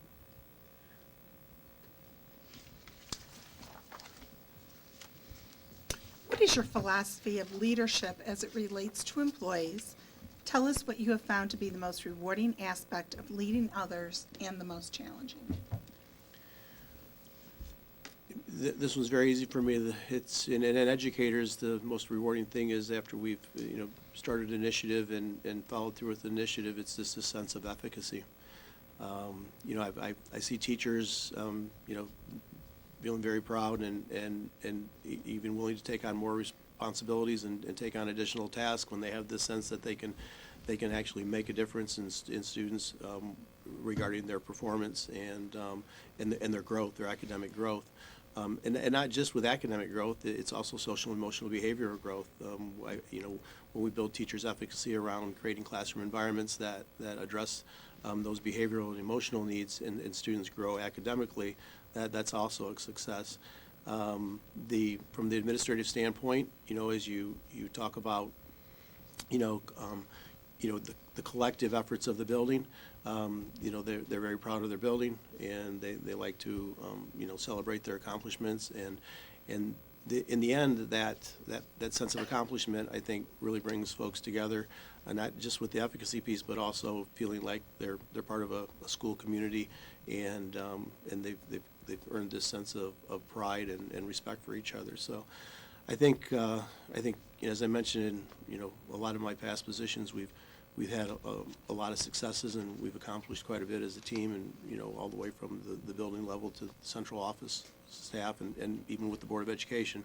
And so I think that's been the most rewarding thing, is as we look back at our accomplishments and think about what we've done for the students in the community.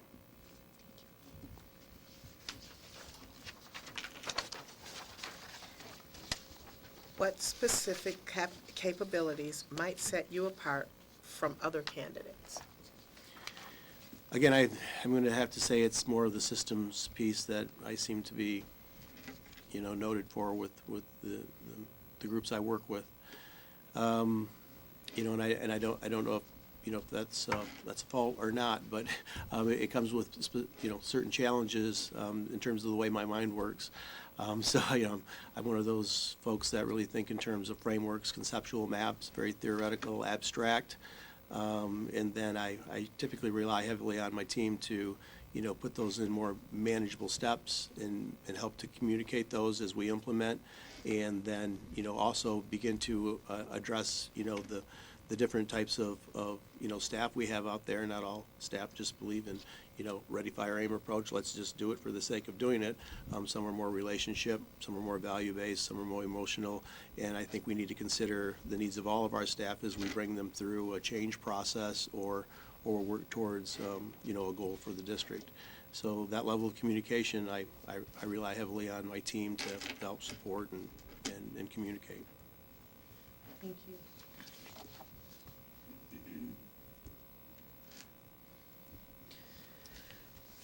How would you use research-based practices to improve instruction and improve the curriculum in the district? I think that question goes right along with the professional development piece. There are clear evidence-based practices that we know if we apply them effectively in the classroom, there will be a return on the investment.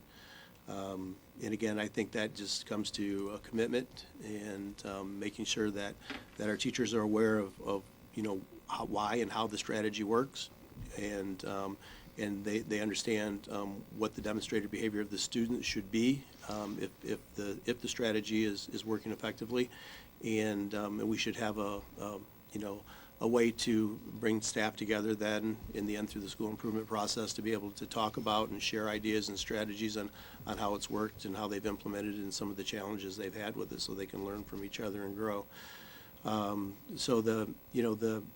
In education, what I see is I see basically leadership facing two different types of challenges or problems.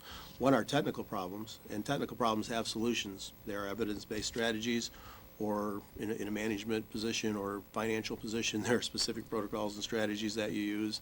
School safety, the specific protocols and strategies used to resolve situations. But when you start thinking of more future-focused pieces like digital learning environments and personalized learning and more competency-based type activities, there's no model for that. And so those are more adaptive type of leadership traits that you would have to go into moving the district forward and addressing those types of problems.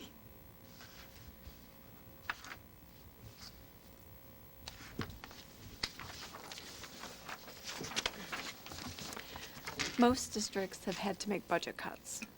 Tell us about the process you would use as our superintendent if we need to make cuts. I think the one thing about budgeting is I know for boards of education, the budgeting piece is seasonal. But I think for central office staff, certainly the CFO and the superintendent, it's a weekly, monthly activity. So monitoring the cash flow and the expenditures and getting a good handle on where we may have some known variances and have some areas where we could right size, throughout the year, I think is very important to keep score and keep track of those. So phase one for for me on budget reductions, or when you face budget reductions, would just be that right sizing, and that's just the CFO, superintendent, and the building administration and central office staff working hard to make sure that we were running a very lean ship, and making sure that we were making the most of our budgeting. Phase two would be if we realized we were in a position where that wasn't going to allow us to balance the budget. Then I think we would have to begin to set priorities, work with the Board of Education, set priorities, and talk about areas for reductions and what that means. And the process I've always used is we ask the board to help us set priorities, and we set priorities, we talk through those, we go back and we bring the board scenarios. I hate to bring boards back single recommendations, because it makes it seem like you didn't consider anything else. And I think the budgeting process, and when you make reduction, needs to be transparent, and they need to know everything that was considered. So we bring back scenarios, we talk about implications to those budget reductions, and then unfortunately that puts the Board of Education, whose responsibility is to finally make the final decision on allocating those resources. We hope that we can give you enough information and give you enough options that you feel comfortable making that decision. I'd also like to add, though, as part of the budgeting process that would go on that isn't seen by the public, is, we also need to keep an eye, and I work very hard to keep a 2-year budget in place, so we're always 1 year out.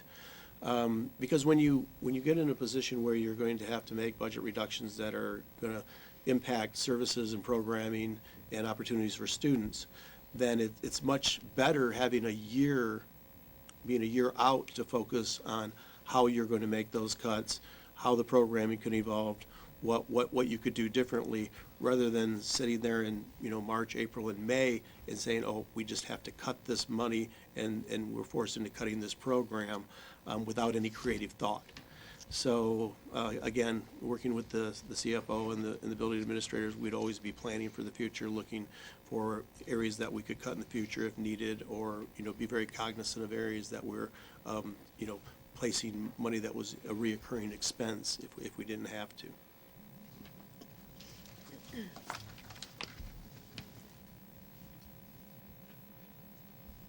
I have to say, I wish I had your note-taking skills. You haven't seen our notes yet. Okay. So, good, because you're scaring me right now. We have writer's cramp. If you need me to repeat something or slow down, I'll be happy to, but, No, thank you. You're okay. good. Please describe your experience with bond issues or sinking funds or other construction projects to improve facilities or developing a facilities plan. And that's a good question. I think that was one of my, one of my most notable experiences and shocking experiences when I was hired in South Haven. They had just had 2 failed bonds, and South Haven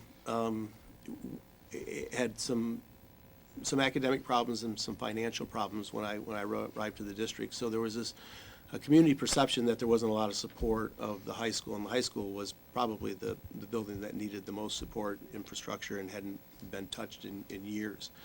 So we, so the board immediately wanted to try to levy another bond. I'm like, I'm new to the community. Our high school graduation rate was just in the low 70%. We were not retaining kids in high school. They were school of choicing on us. I don't know how I'm going to sell, a $30 million bond proposal to the community for a high school that's got this, level of perception in the community. Like, yeah, we need to do it. So, so we went to work on that, and we, by good fortune, I had we were able to recruit the most talented citizens group that went out and helped promote this. From our end, what we did was, we had to give the public and the community a reason to support us. So we piloted programs and created these transformational spaces. So we brought community members in, just nonprofit organizations, Kiwanis, Rotary, you know, the AAUW Women's Club, and other key community stakeholders, some business owners. And we showed them what those transformational spaces look like, where we could do more project-based learning, where we could infuse technology. And then we showed them the difference between those classrooms and the more traditional 800 square foot classrooms, where the kids were just tightly sitting in desks and there was very little technology. So they, you know, we got an overwhelming support from the community when we did, place the bond out for a vote, or the millage out for a vote. So then came the real work. We had the opportunity to put, actually, I think it ended up in $38 million, $36 million. We ended up putting $28 million of renovation into a high school. You know, I continue to send positive notes to our superintendent on the construction management side of it, because they actually had to, they changed the entire blueprint of the high school without actually making any changes to the outside. So all the renovations occurred inside out. And so it was the way they phased it in, and the amount of work they put into that, and the art to actually bringing that building to life as we had students in the building was amazing. The community is very proud of the building now. I'm very proud of the building. We got to work on, creating truly transformational spaces. I had the opportunity to just join or become part of the Future Ready Schools, which meant that we had access to folks, in the know. So we brought in a gentleman named Thomas Murray, who was out of Washington, D.C. He was the state and nation's digital and online learning director. Brought in a colleague of mine named Aaron Klein, who was absolutely brilliant on creating transformational spaces. And then we brought in a couple of practitioners, and they helped us, design this from a comprehensive end. And then we also worked with technology and the construction management group. But we literally have, a truly, innovative high school in terms of the space. Our guiding principles were that we knew curriculum was going to change, we knew technology was going to change, so all of our classroom spaces had to be flexible and adaptable to support any type of learning. Out of that came a 15,000 square foot integrated learning center as well, where we could offer personalized learning opportunities, small group learning opportunities, and all the way up to housing professional development or community events for 250 people. So again, it was a very successful endeavor, even though it started out with a lot of concern on my end.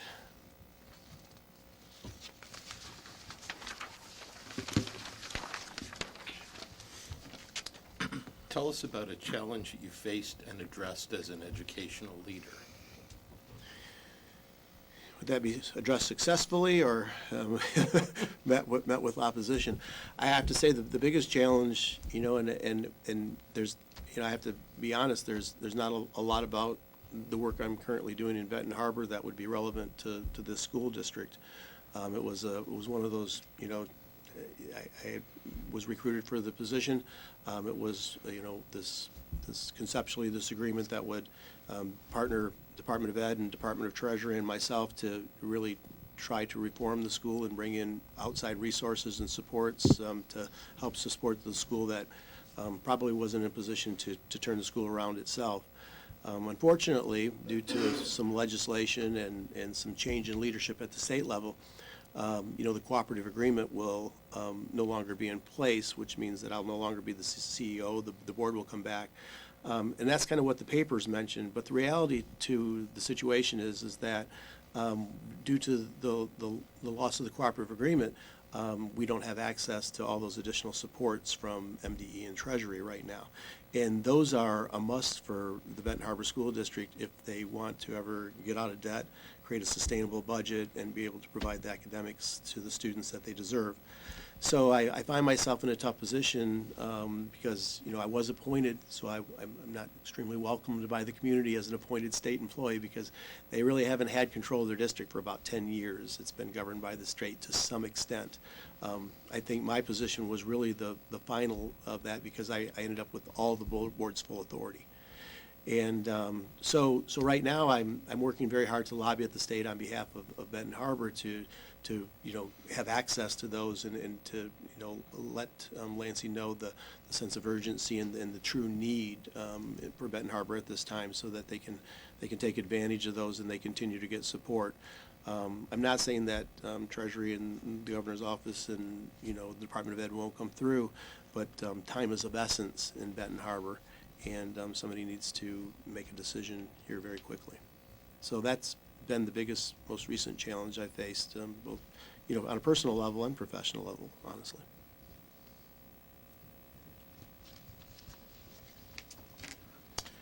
What is your definition of school culture? And what is the superintendent's role in cultivating it?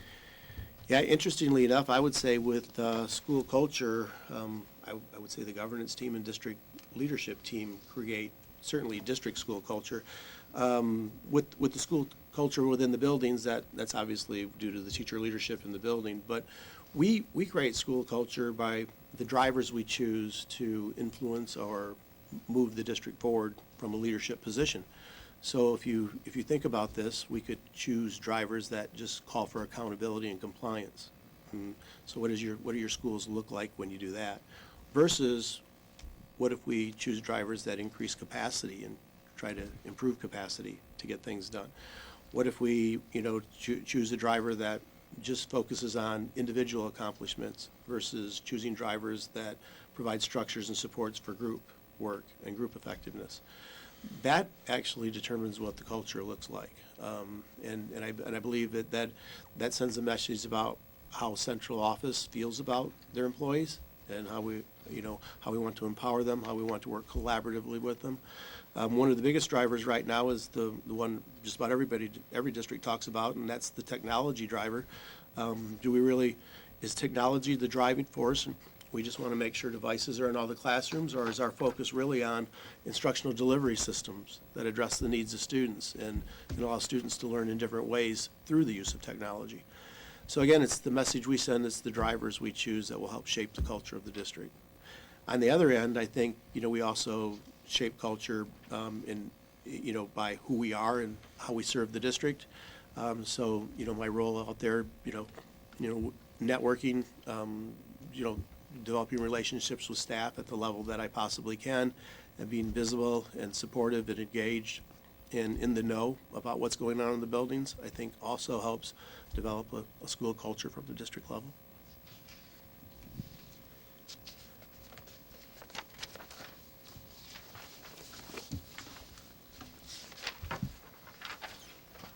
Tell us about your track record for improving student academic achievement for all students. Well, I think that, that's probably the area I've had probably the most notable success, at least in terms of accomplishments. Interestingly, there has been a balance to that, though, and I just would like to mention this is, I've had some success closing achievement gaps and raising proficiency scores in districts without a doubt. But I just would like the board to know that always, is paired with innovation and future-focused programming. I mean, you don't just want to go into the district and focus on closing the achievement gaps on lagging indicators, although that does allow students to move forward and have more success in schools, but it's not a comprehensive enough reform for the school. So if we were to talk about Adrian Public Schools for a minute, when I arrived in Adrian, the high school was on the priority list, and they were at the bottom third percentile in the state. In 3 years, we had them up to the 91st percentile in the state. Okay, but tagged along with that was the implementation of IB in the district, and I know you're very familiar with that program. It was also with the implementation of one-to-one devices. So it wasn't just, the direct instruction, the curriculum management, and for improvement. It had to do with actually growing and developing the capacity of the building to provide not only instructional deliveries that are those evidence-based practices that we talked about that we're going to ensure students learned in a timely manner and at the rigor that they should be learning, but it also gave students an opportunity to explore other ways to have their learning needs met through some innovative programs and use of technology. Thank you. Yep. That's okay. Did I cut you off there? Nope. Okay. I'm glad you did. No. Thank you. How will you approach negotiations with our bargaining units and describe your experience in working with labor relations? Sure, again, it's kind of like the budget thing. Labor relations don't start at the table. They start, you building relationships with the leadership of the union's collective bargaining agreements right from your first day in the school system. So I think, that collaborative work, allowing or providing opportunity for the leadership to be part of the discussion, is in the know of what's happening at the district level and in a timely manner, not just after the fact or, a week before the fact. So they have some opportunity for input and can give their perspective or share their opinion. I think the more we can consider their perspective in our decisions and go back and be able to respond to them and rationalize why the decision came out the way it did, if it wasn't reflective of what they had hoped to have, I think, just earns us at least credibility. And I think the credibility will take you a long way when you get to the table. So my experience in that has been I've led negotiations before, sat at the table, and I've just negotiated with the staff. I've negotiated with UNISERV directors, and there have been situations where we've brought in chief negotiators to actually, work with chief negotiators from the labor units. The end of that is remember with the result of the negotiation. I think one of the things we see most is the impact that could potentially have on the financial status of the district, and that's, again, in the media, that's what's published the most. But remember, these labor agreements are really the working conditions, and so a lot of thought and attention needs to go into what these working conditions are, so that we make sure that we can still provide the supports and level services and create the positions or have the opportunity to staff in the what we believe is in the best interest of the district. So it's a lot of thought that goes into those working conditions as well during negotiations, not just the give and take or quid pro quo at the table.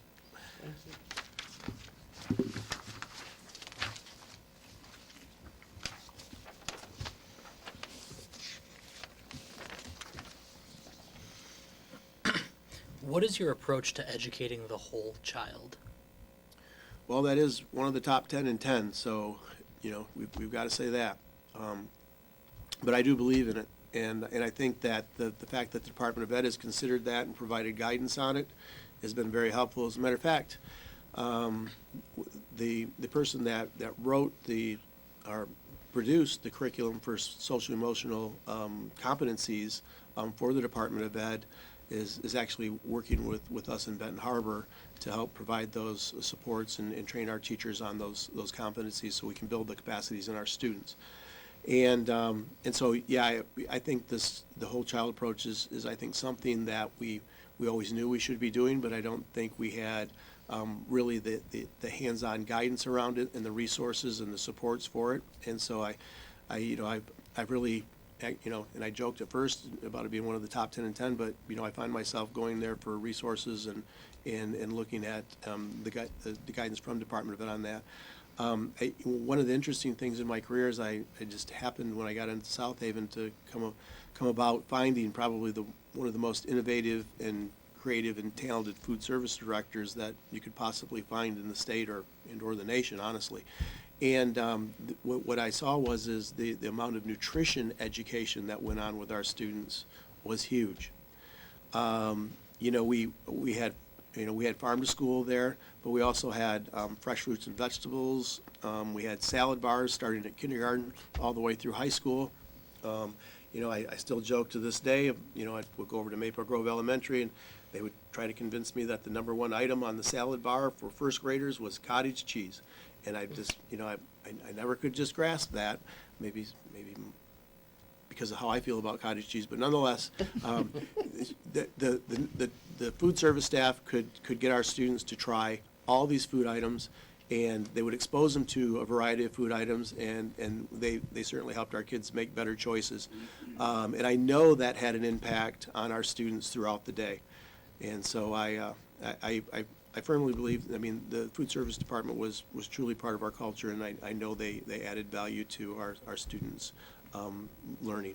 So I am a big fan of the whole child. I think we need to take a comprehensive approach to making sure that all of our, all the needs of our children are being met, and that and that as we move past some of those barriers and challenges that they may face, then they're going to be more ready to learn.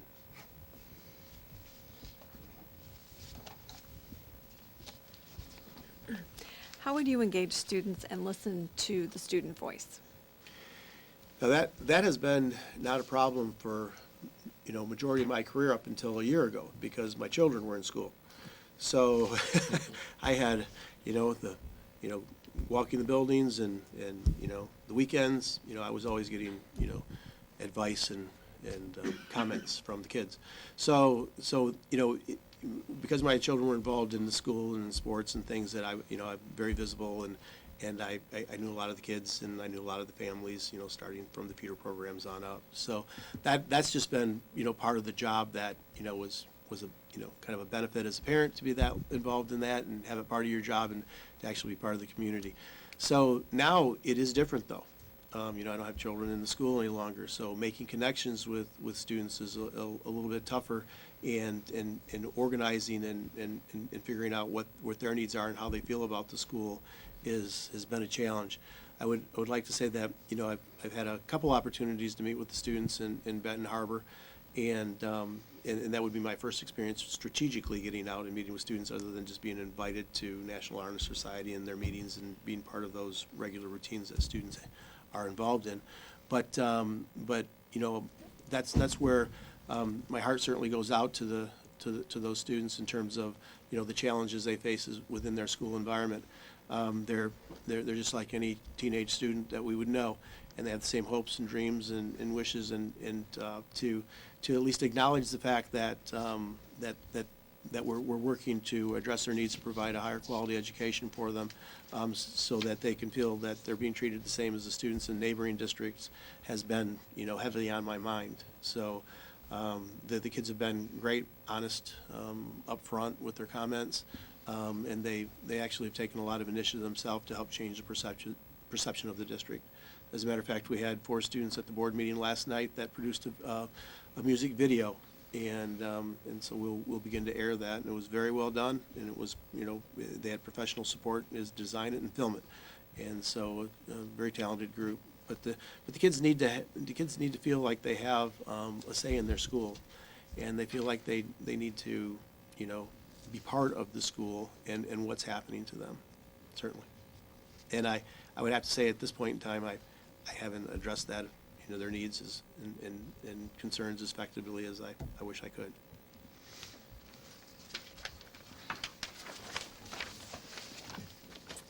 What are your thoughts on working with the board and communication with board members? Well, I think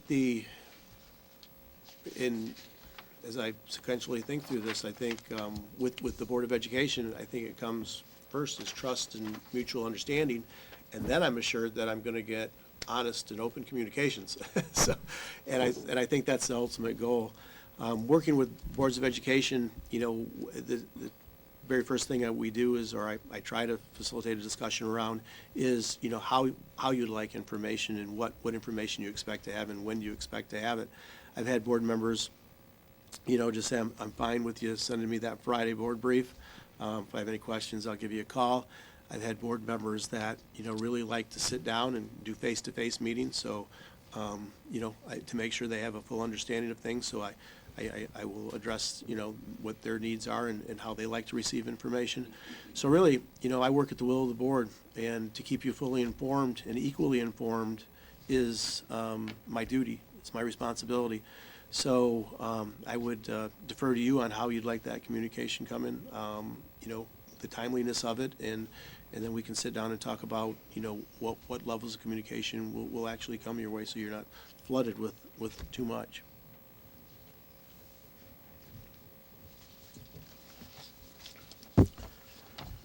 During the input sessions, our stakeholders told us that they would like a superintendent who is highly visible and part of the community. What does that mean to you?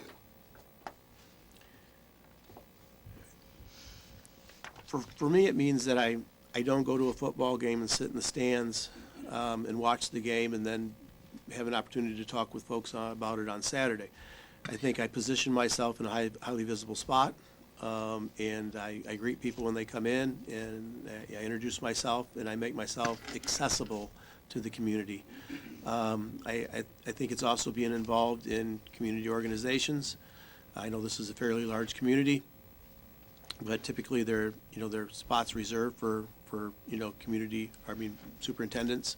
When I was in South Haven, it didn't seem like there was a nonprofit board seat that I didn't sit on. I sit on the Chamber of Commerce, the LDFA, Brownfield, the South Haven Area Recreation Authority. I mean, there was no end to my involvement in the community. So, that would be one thing. I think, getting out and offering times to do, like coffees and community forums are extremely valuable. And it allows me to have more conversations than presentations. And I think obviously, I think I've been in here for about 45, 50 minutes now. And I don't think it would take any more time for you to agree that I'm probably much better at a conversation than just presenting information. So for me, it's getting out with small groups and having those conversations and being able to answer questions and clarify things. And so I think there can actually be a connection with who I am and maybe a little more as a person than just the position. So in my experience, that's what communities like. They need to feel comfortable with who you are. They need to feel like they've made a connection with you at some level, or they have to feel that you're approachable and accessible.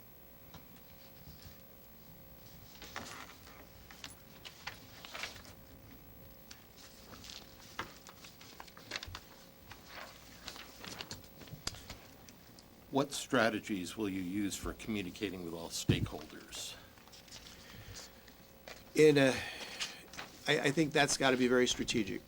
I think we would need to sit down, and I can't tell you the plan right now. I can tell you how I'd go about developing the plan and targeting groups, but social media is going to be a big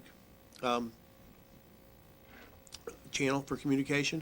What we communicate on social media and how we target groups through social media, I think, is one thing. Face-to-face communications, as we just mentioned, in terms of my visibility and accessibility in the community and at events, would be another thing. I think, your board meetings are televised. That's another channel of communication out to the community. So in the communication plan, I think that's where we talk about what our strategic initiatives are. That's where we talk about what we need to be transparent and what we want the community to know, and what we believe the community needs to be informed of in a timely manner. And then I embed those in a plan, and we figure out how to best get those out through those channels to those targeted audience in an appropriate format in a way that they can understand it. The one challenge to the communication plan typically is that level of two-way communication. So how do you provide opportunities for two-way communication, and to what extent would the board feel that needs to occur, and on what issues, and to what targeted groups? So it's the two-way communication that's typically the challenge. The one-way is a lot less time-consuming. It's just a matter of publications and getting the word out there. Dr. Herrera, that concludes our formal questions for you. Okay. Do you have any closing comments for us? I do not have any comments tonight in terms of questions for the board. I would like to mention that I appreciate your making this a very non-threatening situation. I actually felt comfortable there for a few minutes, as comfortable as I could possibly be.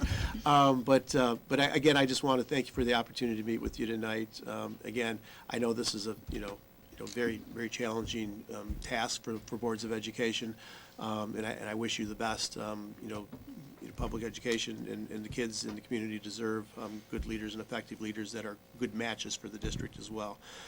So I do wish you the best in your efforts there. And I also like to add, I know this is the second evening of two nights, and I'm now the only one standing in your way and making your way home. So I'll keep any future comments to myself at this point in time. Again, thank you so much for your interest in our district, your time coming out tonight. And as you know, we've interviewed many candidates, And we are going to be moving into our deliberations, and if you were selected as one of our finalists, we will be in contact with you. Okay. But again, thank you so much for coming out this evening. No, thank you. It's very nice to meet you. Thank you. Just a reminder, in the back of the room, if you have a form, please get that to Dr. Green. If you're watching online, please submit your forms either through the form that's online under Superintendent Search, or you may send an email directly to the board, and we will be gathering that feedback information. Thank you so much. We, at this point, anything you need to say, Donna, we need to move to public comments. Okay? Our next item on the agenda is public comments. Whoops, I'm so sorry. Dr. Herrera, do you want to go? Hey, or you want to stay? I'm You just got making sure 3 we more know. minutes, go for it. Do you have a public comment? I was going to say, I wish I came prepared. The cards are in the back. Back in the room. The card is back there, you put it in there. Thank you. Thank you. Thank you, you too. Any public comments? Seeing no public comments, we will close public comment. And at this point, we'll move to adjournment for deliberation, and then, You're gonna take a break, Yeah, Take a right. break. compile all the feedback. so we don't need to adjourn, we just need to take a break. Right, so you're just gonna take a Awesome. break. Break and then we'll be time. back. All right. Should take a vote just to Okay. go into formal All right, recess. so to go into formal, we're gonna take a vote. Is there a motion? I move that we go into recess before deliberations. Okay, Support. there's a motion by Mr. Rich that we go into recess before we enter deliberations, supported by Mr. Muckamel. Any other discussion? Do we have a time frame? I know that we're gathering data and feedback, or feedback, I should say, from stakeholders that might want to share. I don't know how long that's going to But, and you take. need to read it. Right, and we need, So- gather it and read it. Yeah, I mean, I'm gonna guess 30 minutes, but that's not a Okay. perfect. Maybe number. long enough to get to a pub and then, Oh, yeah, I'm No. sure, Mr. Muckamel. just kidding. Just so anyone watching on TV will know, Yeah. check back in Roughly a half an hour. roughly 30 minutes. Okay. All right, any other discussion? Okay, we have a motion to adjourn for approximately. Recess. For recess, I'm sorry, approximately 30 minutes. All in favor? Aye. All opposed? We will adjourn for 30 minutes. Recess. Recess. Thank you.